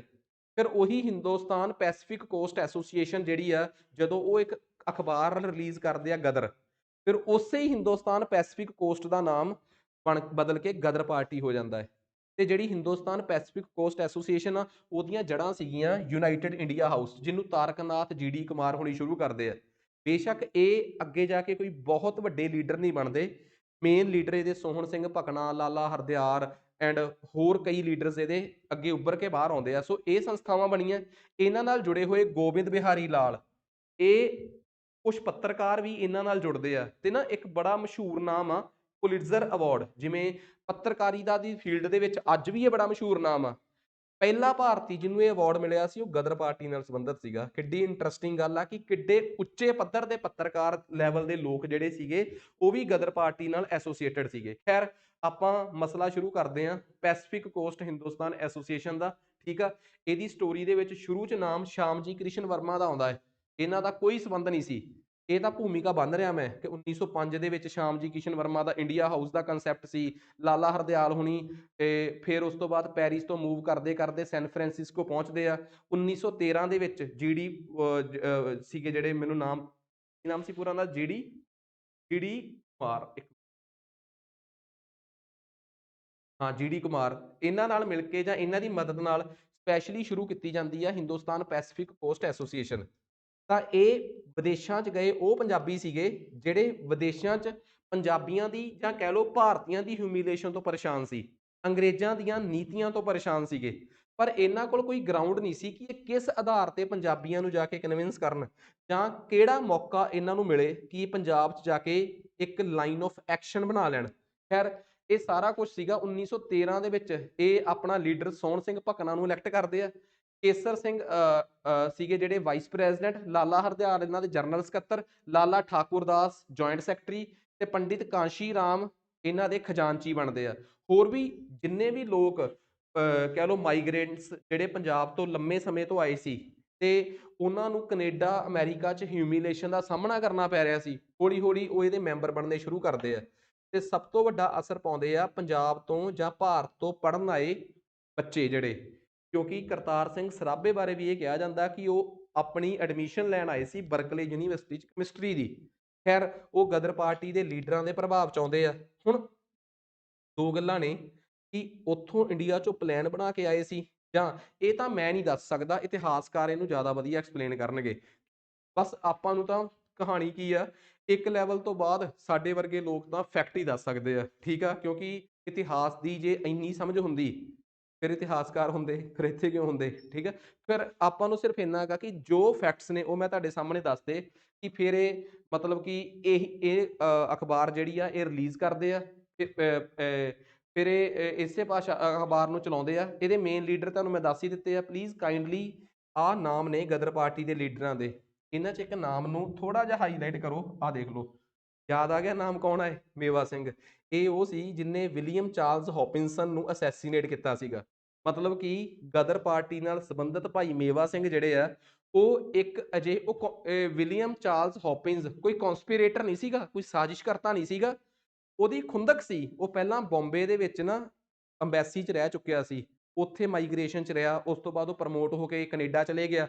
ਤਾਂ ਕੈਨੇਡਾ ਦੇ ਵਿੱਚ ਉਹ ਉਸ ਟਾਈਮ ਇੱਕ ਹਾਈਅਰ ਪੋਸਟ ਤੇ ਸੀਗਾ, ਜਦੋਂ ਮਤਲਬ ਕਿ ਉਹਨੇ ਪੰਜਾਬੀਆਂ, ਮਤਲਬ ਉਹਦਾ ਨਾ ਇੱਕ ਵਿਸ਼ੇਸ਼ ਰੋਲ ਸੀਗਾ ਕਿ ਇਸ ਜਹਾਜ਼ ਨੂੰ ਕਿਸੇ ਵੀ ਤਰੀਕੇ ਨਾਲ ਇਸ ਜਹਾਜ਼ 'ਚੋਂ ਪੰਜਾਬੀਆਂ ਨੂੰ ਉੱਤਰ ਨਾ ਦਿੱਤਾ ਜਾਵੇ, ਜਾਂ ਇਹ ਕਹਿ ਲਓ ਇੰਡੀਅਨਸ ਨੂੰ ਉੱਤਰ ਨਾ ਦਿੱਤਾ ਜਾਵੇ। ਤਾਂ ਇਸ ਕਰਕੇ ਪੰਜਾਬੀ ਜਾਂ ਭਾਈ ਮੇਵਾ ਸਿੰਘ ਉਹਨੂੰ ਵੀ ਸਿੱਧੇ ਤੌਰ ਤੇ ਰਿਸਪੋਂਸੀਬਲ ਮੰਨਦੇ ਸੀਗੇ।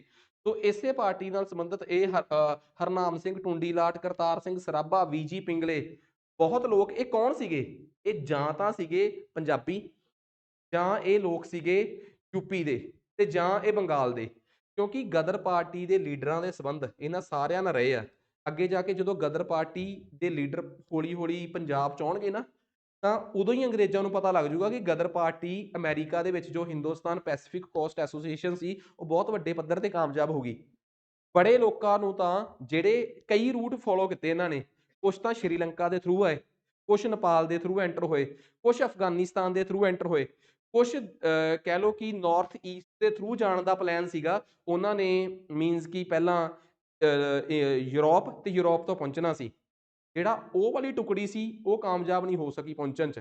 ਉਹਨਾਂ ਨੇ ਸਾਊਥ ਈਸਟ ਏਸ਼ੀਆ ਵੱਲੋਂ ਜਾਣਾ ਸੀ, ਜਿਹੜਾ ਆਪਣਾ ਦੱਖਣ ਪੂਰਬ ਏਸ਼ੀਆ ਹੈ, ਮਲਾਕਾ, ਮਲਾਇਆ, ਸਿੰਗਾਪੁਰ ਵਰਗੇ ਦੇਸ਼ ਆ, ਲਾਲਾ ਹਰਦਿਆਲ ਹੋਣੀ। ਤਾਂ ਕਈ ਵਾਰੀ ਨਾ ਲੋਕ ਇਸ ਚੀਜ਼ ਨੂੰ ਵੀ ਨੈਗੇਟਿਵ ਕਹਿੰਦੇ ਆ ਕਿ ਜਿਹੜੇ ਡਰ ਗਏ ਉਹ ਪਹੁੰਚੇ ਹੀ ਨਹੀਂ। ਜਦ ਕਿ ਤੁਸੀਂ ਆਪ ਦੇਖੋ ਕਿ ਜਦੋਂ ਤੁਸੀਂ ਕਿਸੇ ਵੀ ਮਿਸ਼ਨ ਤੇ ਜਾਣਾ ਹੋਵੇ, ਤਾਂ ਜੇ ਤੁਸੀਂ 8 ਟੁਕੜੀਆਂ ਭੇਜੀਆਂ ਹੈ, ਇਹਦੀ ਕੋਈ ਗਰੰਟੀ ਨਹੀਂ ਕਿ 8 ਦੀਆਂ 8 ਟੁਕੜੀਆਂ ਆਪਣੇ ਮਕਸਦ ਤੱਕ ਪਹੁੰਚਣਗੀਆਂ। ਠੀਕ ਆ, ਦੋਵੇਂ ਪਾਸੇ ਜਿਹੜੇ ਆ, ਹਰ ਚੀਜ਼ ਦੇ ਦੋਵੇਂ ਸ਼ੇਡਸ ਆ। ਜਦੋਂ ਕੋਈ ਕੰਮ ਹੋਇਆ ਹੀ ਨਹੀਂ, ਆਪਣਾ ਪੂਰਾ ਹੱਕ ਆ ਇਹ ਸੋਚਣ ਦਾ ਤੇ ਇਸ ਚੀਜ਼ ਦਾ ਦਾਅਵਾ ਕਰਨ ਦਾ ਕਿ ਹਾਂ ਯਾਰ ਸਾਨੂੰ ਲੱਗਦਾ ਕਿ ਉਹ ਜਾਣ ਕੇ ਨਹੀਂ ਗਿਆ। ਖੈਰ, ਮੈਂ ਤੁਹਾਨੂੰ ਦੋਵੇਂ ਵਰਜਨ ਦੱਸਦੇ ਕਿ ਕਈ ਲੋਕ ਜਿਹੜੇ ਸੀਗੇ ਪਹੁੰਚੇ। ਅੰਗਰੇਜ਼ਾਂ ਦੇ ਆਪਣੇ ਸਰੋਤ ਕੀ ਦੱਸਦੇ ਆ, ਮੈਂ ਉਹ ਤੁਹਾਨੂੰ ਸਾਰੇ ਫੈਕਟ ਕਲੀਅਰ ਕਰਦਾ। ਇੰਡੀਆ ਤੋਂ ਬਾਹਰ ਇਹ ਈਸਟ ਅਫਰੀਕਾ, ਏਸ਼ੀਆ, ਬੜੇ ਵੱਖਰੇ ਵੱਖਰੇ ਰਾਹਾਂ ਤੋਂ ਇਹ ਇੰਡੀਆ ਪਹੁੰਚੇ ਆ।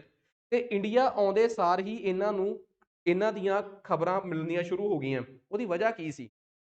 ਅੰਗਰੇਜ਼ਾਂ ਨੂੰ ਅਮਰੀਕਨ ਪੁਲਿਸ ਨੇ ਦੱਸਤਾ ਸੀ ਕਿ ਇੱਥੋਂ ਗਦਰ ਪਾਰਟੀ ਦੇ ਜਿਹੜੇ ਲੀਡਰ ਆ, ਤੁਹਾਡੇ ਕਹਿਣ ਤੇ ਅਸੀਂ ਉਹਨਾਂ ਤੇ ਨਕੇਲ ਕੱਸੀ ਤੇ ਸਾਡੇ ਅਰੈਸਟ ਕਰਨ ਤੋਂ ਪਹਿਲਾਂ ਹੀ ਉਹ ਅਮਰੀਕਾ ਛੱਡ ਚੁੱਕੇ ਆ। ਤੇ ਉਹ ਕਿਤੇ ਨਾ ਕਿਤੇ ਇੱਕ ਬਹੁਤ ਵੱਡੀ ਵਿਉਂਤਬੰਦੀ ਕਰ ਰਹੇ ਆ, ਕਿਉਂਕਿ ਇਸ ਟਾਈਮ ਇਹ ਅਮਰੀਕਾ ਦੀ ਪੁਲਿਸ ਦੱਸ ਰਹੀ ਆ ਅੰਗਰੇਜ਼ਾਂ ਨੂੰ ਕਿ ਤੁਹਾਡੀ ਸਾਰੀ ਸੈਨਾ ਵਰਲਡ ਵਾਰ 1 ਚ ਬਿਜ਼ੀ ਆ, ਕਿਉਂਕਿ ਉਸ ਵੇਲੇ ਤੱਕ ਪਹਿਲੀ ਵਿਸ਼ਵ ਜੰਗ ਸ਼ੁਰੂ ਹੋ ਚੁੱਕੀ ਆ ਤੇ ਇਹ ਉਸ ਚੀਜ਼ ਦਾ ਫਾਇਦਾ ਚੱਕ ਕੇ ਇੰਡੀਆ 'ਚ ਐਂਟਰ ਹੋਣਗੇ।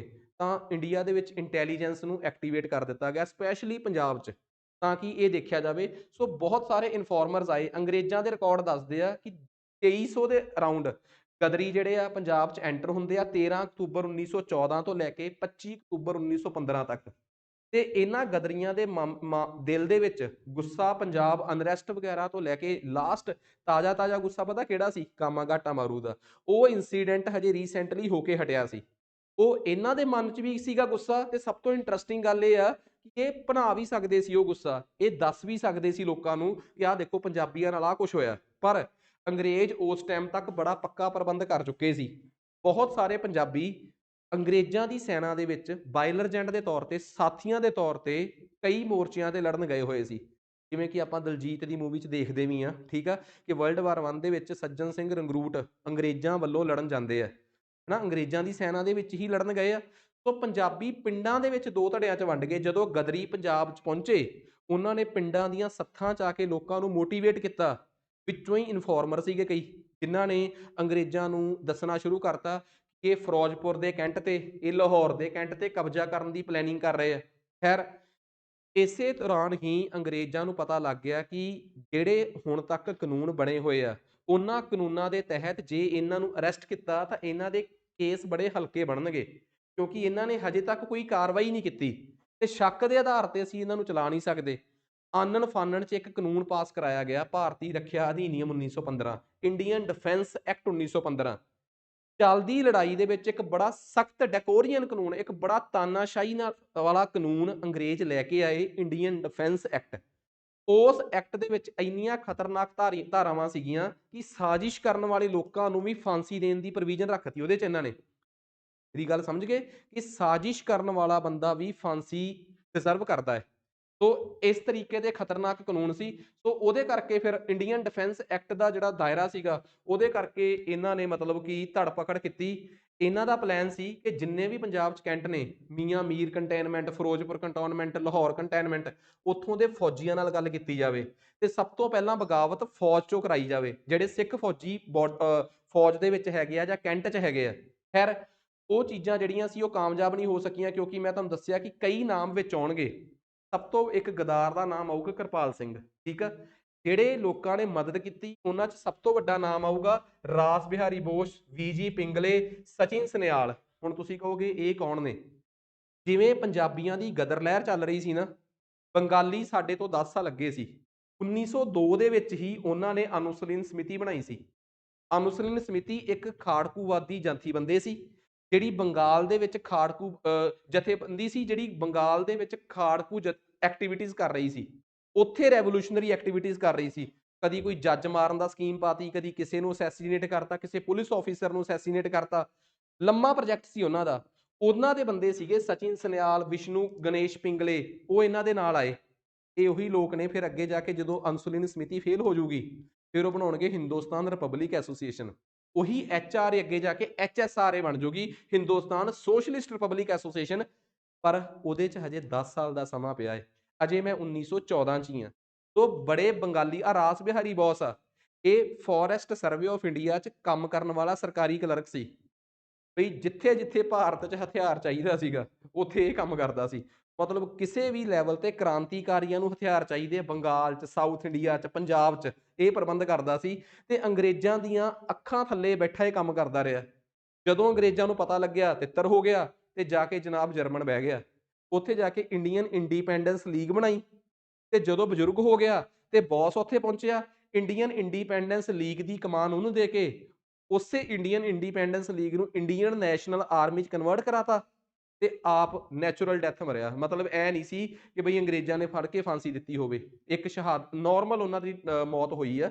ਸੋ ਰਾਸ ਬਿਹਾਰੀ ਬੋਸ ਵਰਗੇ ਲੋਕ ਐਡੇ ਤਗੜੇ ਤਗੜੇ ਕ੍ਰਾਂਤੀਕਾਰੀ, ਤੇ ਇਹ ਸਾਰਿਆਂ ਦੀ ਇੱਕ ਲੰਮੀ ਪਹਿਲ ਸੀਗੀ। ਖੈਰ ਇਹ ਤੇ ਬਹੁਤ ਸਾਰੇ ਇਹੋ ਜਿਹੇ ਦੇਸ਼, ਹੁਣ ਮੇਰੀ ਗੱਲ ਧਿਆਨ ਨਾਲ ਸੁਣਿਓ, ਬਹੁਤ ਸਾਰੇ ਇਹੋ ਜਿਹੇ ਦੇਸ਼ ਜਿਹੜੇ ਉਸ ਵੇਲੇ ਅੰਗਰੇਜ਼ਾਂ ਦੇ ਵਰਲਡ ਵਾਰ ਇੱਕ 'ਚ ਦੁਸ਼ਮਣ ਸੀ।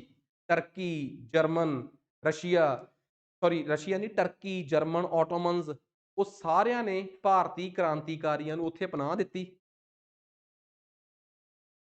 ਸਾਰਿਆਂ ਨੇ ਭਾਰਤੀ ਕ੍ਰਾਂਤੀਕਾਰੀਆਂ ਨੂੰ ਉੱਥੇ ਪਨਾਹ ਦਿੱਤੀ ਤੇ ਭਾਰਤ ਜਿਹੜਾ ਸੀਗਾ, ਭਾਰਤੀ ਗਦਰੀ ਬਾਬੇ ਜਿਹੜੇ ਸੀ, ਉਹ ਆਪਣੀ ਕ੍ਰਾਂਤੀ ਦੀ ਲੜਾਈ ਉੱਥੋਂ ਲੜ ਰਹੇ ਸੀ। ਖੈਰ ਅੰਗਰੇਜ਼ ਭਾਰਤ 'ਚ ਆਏ, ਉਹਨਾਂ ਨੇ ਇਹਨਾਂ ਨੂੰ ਮਤਲਬ ਕਿ 1915 ਤੋਂ ਲੈ ਕੇ ਮਤਲਬ ਕਿ ਇਹਨਾਂ ਨੇ 1914 1915 'ਚ ਇਹਨਾਂ ਨੇ ਪਲਾਨ ਕਰਿਆ, ਇੱਕ ਤਰੀਕ ਫਿਕਸ ਕੀਤੀ। ਇਸ ਤਰੀਕ ਨੂੰ ਫਿਕਸ ਕੀਤਾ ਕਿ ਇਸ ਦਿਨ ਇਕੱਠੇ ਬਗਾਵਤ ਕਰਾਂਗੇ, ਭਾਰਤ ਦੀ ਫੌਜ ਦੇ ਵਿੱਚ ਇਸ ਤਰੀਕ ਨੂੰ ਬਗਾਵਤ ਕਰਨੀ ਚਾਹੀਦੀ ਆ। ਉਸ ਦਿਨ ਨੂੰ ਇਹਨਾਂ ਨੇ ਨਾਮ ਦਿੱਤਾ ਡੀ ਡੇ। ਠੀਕ ਆ, ਤੇ ਉਹ ਤਰੀਕ ਇਹਨਾਂ ਨੇ ਫਿਕਸ ਕੀਤੀ ਸੀਗੀ, ਇਹ 12 ਤਰੀਕ ਫਿਕਸ ਕੀਤੀ ਸੀ 21 ਫਰਵਰੀ, ਪਰ ਸ਼ਾਇਦ ਕੁਛ ਸਮੇਂ ਕਰਕੇ ਜਦੋਂ ਕਿ ਅੰਗਰੇਜ਼ਾਂ ਨੂੰ ਪਤਾ ਲੱਗ ਗਿਆ, ਉਹ ਤਰੀਕ ਇਹਨਾਂ ਨੇ ਬਦਲਤੀ 12 ਅਪ੍ਰੈਲ 1915। ਖੈਰ ਬਦਲੀ ਹੋਈ ਤਰੀਕ ਦੀ ਵੀ ਖਬਰ ਅੰਗਰੇਜ਼ਾਂ ਤੱਕ ਪਹੁੰਚ ਗਈ, ਕਿਉਂਕਿ ਮੈਂ ਦੱਸਿਆ ਨਾ ਕਿ ਜਿਹੜਾ ਇਨਫੋਰਮਰ ਇਹਨਾਂ ਦੇ ਵਿੱਚ ਬਿਲਕੁਲ ਅੰਦਰਲੇ ਲੈਵਲ ਤੇ ਸੀ, ਕੋਰ ਕਮੇਟੀ 'ਚ ਸੀ, ਕਿਰਪਾਲ ਸਿੰਘ, ਉਹ ਹਰ ਇੱਕ ਅੰਦਰ ਦੀ ਖਬਰ ਵੀ ਅੰਗਰੇਜ਼ਾਂ ਨੂੰ ਦੇ ਰਿਹਾ ਸੀ। ਇਹ ਜਿਹੜੀ ਅੰਦਰ ਲੈਵਲ ਦੀ ਖਬਰ ਸੀ, ਇਹ ਬਾਹਰ ਤੱਕ ਨਹੀਂ ਸੀ ਜਾਂਦੀ। ਪਰ ਜਦੋਂ ਇਨਰ ਕੋਰ ਕਮੇਟੀ 'ਚੋਂ ਹੀ ਤੁਹਾਡੇ ਬੰਦੇ ਖਬਰ ਲੀਕ ਕਰ ਦੇਣ, ਫਿਰ ਤਾਂ ਲਗਭਗ ਸਾਰਾ ਰਿਵੋਲਟ ਜਿਹੜਾ ਹੈ ਉਹ ਖਤਰੇ 'ਚ ਹੀ ਆ ਜਾਂਦਾ ਹੈ। ਖੈਰ ਅੰਗਰੇਜ਼ਾਂ ਨੇ ਫਿਰ ਇਹਨਾਂ ਦੀ ਧੜਪਕੜ ਸ਼ੁਰੂ ਕੀਤੀ। ਜਦੋਂ ਡੀ ਡੇ ਬਾਰੇ ਪਤਾ ਲੱਗਿਆ ਤਾਂ ਜਿਹੜੀ 21 ਫਰਵਰੀ ਦੀ ਤਰੀਕ ਨੂੰ ਇਹਨਾਂ ਨੇ ਸ਼ਾਇਦ 19 ਫਰਵਰੀ ਕੀਤਾ ਸੀਗਾ, ਉਹ ਵੀ ਖਬਰ ਉਹਨਾਂ ਤੱਕ ਪਹੁੰਚ ਗਈ ਤੇ ਇਹਨਾਂ ਸਾਰਿਆਂ ਦੇ ਖਿਲਾਫ ਅੰਗਰੇਜ਼ਾਂ ਨੇ ਅਰੈਸਟ ਕੀਤੀ ਤੇ ਇਹਨਾਂ ਸਭ ਨੂੰ ਡਿਫੈਂਸ ਐਕਟ 1915 ਦੇ ਤਹਿਤ ਇਹਨਾਂ ਤੇ ਪਰਚੇ ਪਾਏ ਗਏ ਤੇ ਜਿਹੜਾ ਕੇਸ ਬਣਾਇਆ ਗਿਆ, ਉਸ ਕੇਸ ਦਾ ਨਾਮ ਰੱਖਿਆ ਗਿਆ ਲਾਹੌਰ ਕੌਂਸਪੀਰੇਸੀ ਕੇਸ। ਯਾਦ ਰੱਖਿਓ, ਭਗਤ ਸਿੰਘ ਦੇ ਕੇਸ ਦਾ ਨਾਮ ਵੀ ਲਾਹੌਰ ਕੌਂਸਪੀਰੇਸੀ ਕੇਸ ਆ, ਬਸ ਉਹਨੂੰ ਫਿਰ ਕਿਹਾ ਜਾਊਗਾ ਦੂਜਾ ਲਾਹੌਰ ਕੌਂਸਪੀਰੇਸੀ ਕੇਸ। ਇਹ ਸੀਗਾ ਪਹਿਲਾ ਲਾਹੌਰ ਕੌਂਸਪੀਰੇਸੀ ਕੇਸ, ਤੋ ਇਹਨੂੰ ਬਾਅਦ ਚ ਫਸਟ ਕਿਹਾ ਗਿਆ ਜਦੋਂ ਦੂਜਾ ਆ ਗਿਆ, ਅਦਰਵਾਈਜ਼ ਉਦੋਂ ਤੱਕ ਇਹਦਾ ਨਾਮ ਸੀ ਲਾਹੌਰ ਕੌਂਸਪੀਰੇਸੀ ਕੇਸ। ਇਸ ਕੇਸ ਦੇ ਵਿੱਚ ਬੜੇ ਲੋਕ ਜਿਹੜੇ ਸੀਗੇ, ਉਹਨਾਂ ਨੂੰ ਮਤਲਬ ਕਿ ਮੌਤ ਦੀ ਸਜ਼ਾ ਸੁਣਾਈ ਗਈ ਤੇ ਵਕਤ ਦੇ ਨਾਲ ਕਈਆਂ ਦੀ ਮੌਤ ਦੀ ਸਜ਼ਾ ਜਿਹੜੀ ਸੀ ਉਹ ਉਮਰ ਕੈਦ ਤੇ ਲੰਮੀਆਂ ਸਜ਼ਾਵਾਂ 'ਚ ਤਬਦੀਲ ਕਰ ਦਿੱਤੀ ਗਈ। ਪਰ ਆਈ ਥਿੰਕ 16 ਨਵੰਬਰ 1915 ਨੂੰ, ਬਸ ਅੱਜ ਕੱਲ੍ਹ ਦੇ ਦਿਨ ਹੀ ਇਹਨਾਂ ਨੂੰ ਫਾਂਸੀ ਦਿੱਤੀ ਗਈ ਸੀ। ਇਸ ਕੇਸ ਦੇ ਵਿੱਚ ਜਿਹੜੇ ਲੋਕਾਂ ਨੂੰ ਉੱਥੇ ਫਾਂਸੀ ਦਿੱਤੀ ਗਈ ਸੀ, ਇਹ ਕਰਤਾਰ ਸਿੰਘ ਸਰਾਭਾ, ਤਾਂ ਆ ਜਿੰਨਿਆਂ ਨੂੰ ਜਿਹੜੇ ਉਸ ਟਾਈਮ ਹੈਂਗ ਹੋਏ ਸੀ, ਆ ਉਹਨਾਂ ਦੇ ਨਾਮ ਨੇ ਕਿ ਆਹ ਲੋਕ ਸੀਗੇ ਜਿਨ੍ਹਾਂ ਨੂੰ ਉਸ ਟਾਈਮ ਸ਼ਹੀਦ ਕੀਤਾ ਗਿਆ ਸੀ। ਤਾਂ ਫਾਈਨਲੀ ਇਹ ਜਿਹੜੀ ਸ਼ਹਾਦਤ ਸੀ, ਇਹਨਾਂ ਨੂੰ 16 ਨਵੰਬਰ 1915 ਨੂੰ ਹੋਈ ਆ। ਠੀਕ ਆ, ਤੋ ਇਹਦੇ 'ਚ ਜੇ ਕਿਸੇ ਸ਼ਖਸ ਦਾ ਸਭ ਤੋਂ ਵੱਡਾ ਰੋਲ ਹੈ ਆ, ਤਾਂ ਕਰਤਾਰ ਸਿੰਘ ਸਰਾਭੇ ਦਾ ਹੈ। ਠੀਕ ਆ, ਜਿਨ੍ਹਾਂ ਦਾ ਸ਼ਹੀਦੀ ਦਿਹਾੜਾ ਜਿਹੜਾ ਹੈ, ਜਿਨ੍ਹਾਂ ਦਾ ਸ਼ਹੀਦੀ ਦਿਹਾੜਾ ਅਸੀਂ ਕੱਲ੍ਹ ਹੀ ਮਨਾ ਕੇ ਹਟੇ ਹਾਂ। ਠੀਕ ਆ, ਤਾਂ ਖੈਰ ਆ ਉਹਨਾਂ ਬਾਰੇ ਦੱਸਿਆ ਗਿਆ ਕਿ ਉਹਨਾਂ ਬਾਰੇ ਇੱਕ ਕਲੇਮ ਇਹ ਕੀਤਾ ਜਾਂਦਾ ਹੈ ਕਿ ਯੂਨੀਵਰਸਿਟੀ ਆਫ ਬਰਕਲੇ ਦੇ ਵਿੱਚ ਕੈਮਿਸਟਰੀ ਦੇ ਸਬਜੈਕਟ 'ਚ ਇਨਰੋਲ ਹੋਣ ਗਏ ਸੀ, ਪਰ ਵਰਲਡ ਵਾਰ 1 ਦੇ ਦੌਰਾਨ ਉਹ ਗਦਰੀ ਹਿੰਦੁਸਤਾਨ ਪੈਸੀਫਿਕ ਪੋਸਟ ਐਸੋਸੀਏਸ਼ਨ ਜਾਣੀ ਕਿ ਗਦਰ ਪਾਰਟੀ ਦੇ ਲੋਕਾਂ ਦੇ ਕੰਟੈਕਟ 'ਚ ਆਉਂਦੇ ਆ। ਅੱਗੇ ਉਹਨਾਂ ਦੀ ਕਹਾਣੀ ਸਾਰੀ ਉਹੀ ਚੱਲਦੀ ਆ ਜੋ ਗਦਰ ਪਾਰਟੀ ਦੀ ਕਹਾਣੀ ਆ, 21 ਫਰਵਰੀ 19 ਫਰਵਰੀ ਡੀ ਡੇ ਸਾਰਾ ਕੁਛ, ਤੇ ਫਾਈਨਲੀ ਉਹਨਾਂ ਨੂੰ 16 ਅਕਤੂਬਰ 1915 ਨੂੰ ਸ਼ਹੀਦ ਕਰ ਦਿੱਤਾ ਜਾਂਦਾ ਹੈ। ਤਾਂ ਕਿਹਾ ਜਾਂਦਾ ਹੈ ਕਿ ਭਗਤ ਸਿੰਘ ਜਿਹੜੇ ਸੀ, ਉਹਨਾਂ ਵਾਸਤੇ ਇਹ ਅੱਗੇ ਜਾ ਕੇ ਰੋਲ ਮਾਡਲ ਰਹੇ ਆ। ਸਿਰਫ ਇਸ ਕਰਕੇ ਨਹੀਂ ਕਿ ਸ਼ਹੀਦ ਹੋਏ ਆ, ਇਸ ਕਰਕੇ ਕਿ ਆਜ਼ਾਦੀ ਦੀ ਲੜਾਈ ਦਾ ਜਿਹੜਾ ਤਰੀਕਾ ਕਰਤਾਰ ਸਿੰਘ ਸਰਾਭੇ ਦਾ ਸੀ, ਉਹ ਭਗਤ ਸਿੰਘ ਨੂੰ ਜਚਿਆ ਬਹੁਤ। ਕਿਉਂਕਿ ਇੰਟੈਲੈਕਚੁਅਲ ਲੈਵਲ ਤੇ ਪੜ੍ਹਾਈ ਦੇ ਪੱਧਰ ਤੇ ਦੋਵੇਂ ਇੱਕ ਬਰਾਬਰ ਸੀਗੇ। ਕਿਉਂਕਿ ਪੜ੍ਹਿਆ ਲਿਖਿਆ ਬੰਦਾ ਜੇ ਬਹਾਦਰ ਹੋਵੇ ਤੇ ਉਹਨੂੰ ਆਪਾਂ ਸੋਨੇ ਤੇ ਸੁਹਾਗਾ ਕਹਿੰਦੇ ਆ। ਇੱਕ ਅਨਪੜ੍ਹ ਬੰਦਾ ਜੇ ਬਹਾਦਰ ਹੋਵੇ ਤਾਂ ਬਹੁਤ ਵਧੀਆ ਗੱਲ ਆ। ਪਰ ਖੈਰ ਅਨਪੜ੍ਹ ਬੰਦਾ ਜੇ ਬਹਾਦਰ ਆ ਤਾਂ ਉਹ ਇੱਕ ਜਾਂ ਦੋ ਜਣਿਆਂ ਨੂੰ ਲੀਡ ਕਰ ਸਕਦਾ ਹੈ, ਕਿਉਂਕਿ ਸ਼ਾਇਦ ਉਹਦੀ ਲੋਕਾਂ ਨੂੰ ਮੋਟੀਵੇਟ ਕਰਨ ਦੀ ਉਨੀ ਸਮਝ ਨਹੀਂ ਬਣਦੀ। ਹਾਂ, ਜੇ ਕੋਈ ਮੈਨੂੰ ਕਵੇ ਕਿ ਨਾ ਜੀ ਅਸੀਂ ਤਾਂ ਮੈਂ ਤਾਂ ਕਈ ਅਨਪੜ੍ਹ ਬੰਦਿਆਂ ਨੂੰ ਜਾਣਦਾ ਜਿਹੜੇ ਲੋਕਾਂ ਨੂੰ ਮੋਟੀਵੇਟ ਕਰ ਸਕਦੇ ਆ। ਮੈਂ ਇਹ ਕਦੀ ਨਹੀਂ ਕਿਹਾ ਕਿ ਉਹ ਕਿਤਾਬੀ ਪੜ੍ਹਾਈ, ਜਿਹੜਾ ਬੰਦਾ ਕਿਸੇ ਨੂੰ ਮੋਟੀਵੇਟ ਕਰ ਸਕਦਾ ਹੈ ਇਹਦਾ ਮਤਲਬ ਹੁਣ ਉਹ ਪੜ੍ਹ ਲਿਖ ਗਿਆ ਹੈ। ਤੇ ਪੜ੍ਹਾਈ ਹਮੇਸ਼ਾ ਹੀ ਕਿਤਾਬਾਂ ਚੋਂ ਆਵੇ ਇਹ ਕੋਈ ਨਹੀਂ। ਪੜ੍ਹਾਈ ਤੁਹਾਡੀ ਜ਼ਿੰਦਗੀ ਦੇ ਤਜਰਬਿਆਂ ਚੋਂ ਵੀ ਉਨੀ ਹੀ ਵਧੀਆ ਆ ਸਕਦੀ ਆ। ਬੰਦਾ ਟੈਲੈਂਟਡ ਚਾਹੀਦਾ ਹੈ, ਠੀਕ ਆ। ਪੰਜਾਬ ਦੇ ਹੁਣ ਵੀ ਕਈ ਗੀਤਕਾਰ ਨੇ, ਉਹਨਾਂ ਦੀਆਂ ਇੰਟਰਵਿਊਜ਼ ਜਦੋਂ ਆਪਾਂ ਸੁਣਦੇ ਹਾਂ ਤਾਂ ਉਹ ਇਹੀ ਗੱਲ ਕਹਿੰਦੇ ਆ ਕਿ ਅਸੀਂ ਆਪਣੇ ਆਲੇ ਦੁਆਲੇ 'ਚੋਂ ਹੀ ਲਿਖ ਲੈਂਦੇ ਹਾਂ। ਕਿਤਾਬਾਂ ਕਤੂਬਾਂ ਪੜ੍ਹਨ ਦਾ ਨਾ ਟਾਈਮ ਆ ਕਦੀ, ਤੇ ਨਾ ਹੀ ਮਾਹੌਲ ਆ ਕਦੀ, ਠੀਕ ਆ। ਤਾਂ ਸਿਮਿਲਰਲੀ ਜੇ ਆਪਾਂ ਪੁਰਾਣੇ ਟਾਈਮ 'ਚ ਆਜ਼ਾਦੀ ਦੀ ਸੰਘਰਸ਼ ਕਰਨ ਵਾਲੇ ਲੋਕਾਂ 'ਚੋਂ ਦੇਖੀਏ ਤਾਂ ਊਧਮ ਸਿੰਘ ਦੀ ਸਭ ਤੋਂ ਬੈਸਟ ਐਗਜ਼ਾਮਪਲ ਆ ਕਿ ਜਿਸ ਬੰਦੇ ਕੋਲ ਪੜ੍ਹਾਈ ਦੀ ਕੋਈ ਨੌਲੇਜ ਨਹੀਂ ਸੀ, ਪਰ ਜਦੋਂ ਉਹਨੇ ਮਾਈਕਲ ਅਡਵਾਇਰ ਨੂੰ ਉਹਦੇ ਘਰੇ ਮਾਰਨ ਦਾ ਮੌਕਾ ਮਿਲਿਆ ਉਹਨੇ ਮਾਰਿਆ ਨਹੀਂ, ਕਿਉਂਕਿ ਉਹ ਕਹਿੰਦਾ ਸੀ ਇੱਥੇ ਇਹ ਸਿਰਫ ਕਾਲੇ ਗੋਲੇ ਦੀ ਲੜਾਈ ਹੋ ਜਾਊਗੀ, ਜਾਂ ਕਹਿ ਦੇਣਗੇ ਕਿ ਇੱਕ ਚੋਰ ਆਇਆ ਹਮਲਾ ਕਰਨ ਦੇ ਇਹਨੂੰ ਮਾਰ ਕੇ ਚਲੇ ਗਿਆ। ਇਹ ਆਜ਼ਾਦੀ ਦੀ ਲੜਾਈ ਦਾ ਸਿੰਬਲ ਹੀ ਨਹੀਂ ਬਣਨਾ। ਇਹਦਾ ਕਤਲ ਮੇਰਾ ਮਕਸਦ ਨਹੀਂਗਾ, ਇਹ ਦੱਸਣਾ ਕਿ ਕਿ ਅਸੀਂ ਬਦਲਾ ਲੈ ਸਕਦੇ ਹਾਂ, ਇਹ ਮੇਰਾ ਮਕਸਦ ਆ। ਦੱਸਣਾ ਕਿ ਅਸੀਂ ਭੁੱਲਦੇ ਨਹੀਂ। ਖੈਰ, ਇਹਦੇ ਨਾਲ ਅੱਜ ਦੇ ਲੈਕਚਰ ਦੀ ਸਮਾਪਤੀ ਆਪਣੀ। ਅਸੀਂ ਇਸ ਤੋਂ ਬਾਅਦ ਅਗਲੇ ਟੌਪਿਕ 'ਚ ਪੜ੍ਹਾਂਗੇ ਕਿ ਜਲਿਆਂਵਾਲੇ ਬਾਗ ਦੀ ਟ੍ਰੈਜਡੀ ਉਸ ਵੇਲੇ ਕਿਹੜੀ ਕਮੇਟੀ ਬਣੀ, ਕਾਂਗਰਸ ਨੇ ਅਗੇਂਸਟ ਬਰਾਬਰ 'ਚ ਕਿਹੜੀ ਕਮੇਟੀ ਖੜੀ ਕਰਤੀ, ਦੋਵਾਂ ਕਮੇਟੀਆਂ ਨੇ ਕੀ ਦਾਅਵਾ ਕੀਤਾ ਕਿ ਕਿੰਨੇ ਲੋਕ ਸ਼ਹੀਦ ਹੋਏ ਆ। ਇਸ ਤੋਂ ਬਾਅਦ ਕੀ ਸਾਰੀ ਉੱਥੋਂ ਦੀ ਸਟੋਰੀ ਜਿਹੜੀ ਆ ਉਹ ਆਪਣੀ ਕਵਰ ਹੋਊਗੀ, ਠੀਕ ਆ। ਲੈਕਚਰ ਦੀ ਲੈਂਥ ਦੇਖ ਕੇ ਤੁਹਾਨੂੰ ਸਮਝ ਆ ਗਿਆ ਹੋਊਗਾ ਕਿ ਪੰਜਾਬ ਇਨ ਫਰੀਡਮ ਸਟਰਗਲ 3-4 ਲੈਕਚਰਸ ਦੇ ਵਿੱਚ ਜਾਣ ਵਾਲਾ ਇੱਕ ਟੌਪਿਕ ਆ। ਬਟ ਖੈਰ, ਇੱਥੋਂ ਤੱਕ ਉਮੀਦ ਕਰਦਾ ਕਿ ਤੁਹਾਨੂੰ ਚੰਗੇ ਤਰੀਕੇ ਨਾਲ ਸਮਝ ਆ ਗਿਆ ਹੋਊਗਾ। ਵੈਸੇ ਜ਼ਿਆਦਾ ਵਧੀਆ ਤਾਂ ਸਮਝ ਉਹਨਾਂ ਨੂੰ ਆਇਆ ਹੋਊਗਾ ਜਿਨ੍ਹਾਂ ਦੀ ਮਾਡਰਨ ਹਿਸਟਰੀ ਵੀ ਕਰੀ ਹੋਈ ਆ, ਪਰ ਜਿਨ੍ਹਾਂ ਦਾ ਮਾਡਰਨ ਹਿਸਟਰੀ ਵਾਲਾ ਟੌਪਿਕ ਨਹੀਂ ਵੀ ਕਰਿਆ ਹੋਇਆ, ਬਸ ਉਹਨਾਂ ਨੂੰ ਪਤਾ ਹੋਣਾ ਚਾਹੀਦਾ ਕਿ ਇੱਕ ਗਵਰਨਰ ਜਨਰਲ ਨਾਂ ਦੀ ਚੀਜ਼ ਵੀ ਹੁੰਦੀ ਆ। ਇੰਗਲੈਂਡ ਦੇ ਵਿੱਚ ਇੱਕ ਅਫਸਰ ਸੈਕਟਰੀ ਆਫ ਸਟੇਟ ਵੀ ਹੁੰਦਾ ਹੈ। ਜੇ ਉਹ ਇੰਨਾ ਕੁ ਪਤਾ ਵੀ ਨਹੀਂਗਾ ਤਾਂ ਮੇਰੇ ਹਿਸਾਬ ਨਾਲ ਜੇ ਉਹ ਸਟੋਰੀ ਨੂੰ ਰੀਝ ਨਾਲ ਸੁਣ ਰਹੇ ਆ ਤਾਂ ਉਹਨਾਂ ਨੂੰ ਤਾਂ ਵੀ ਸਮਝ ਆ ਜਾਊਗੀ। ਅੱਜ ਵਾਸਤੇ ਇੰਨਾ ਹੀ ਬਹੁਤ ਆ, ਮਿਲਦੇ ਆ।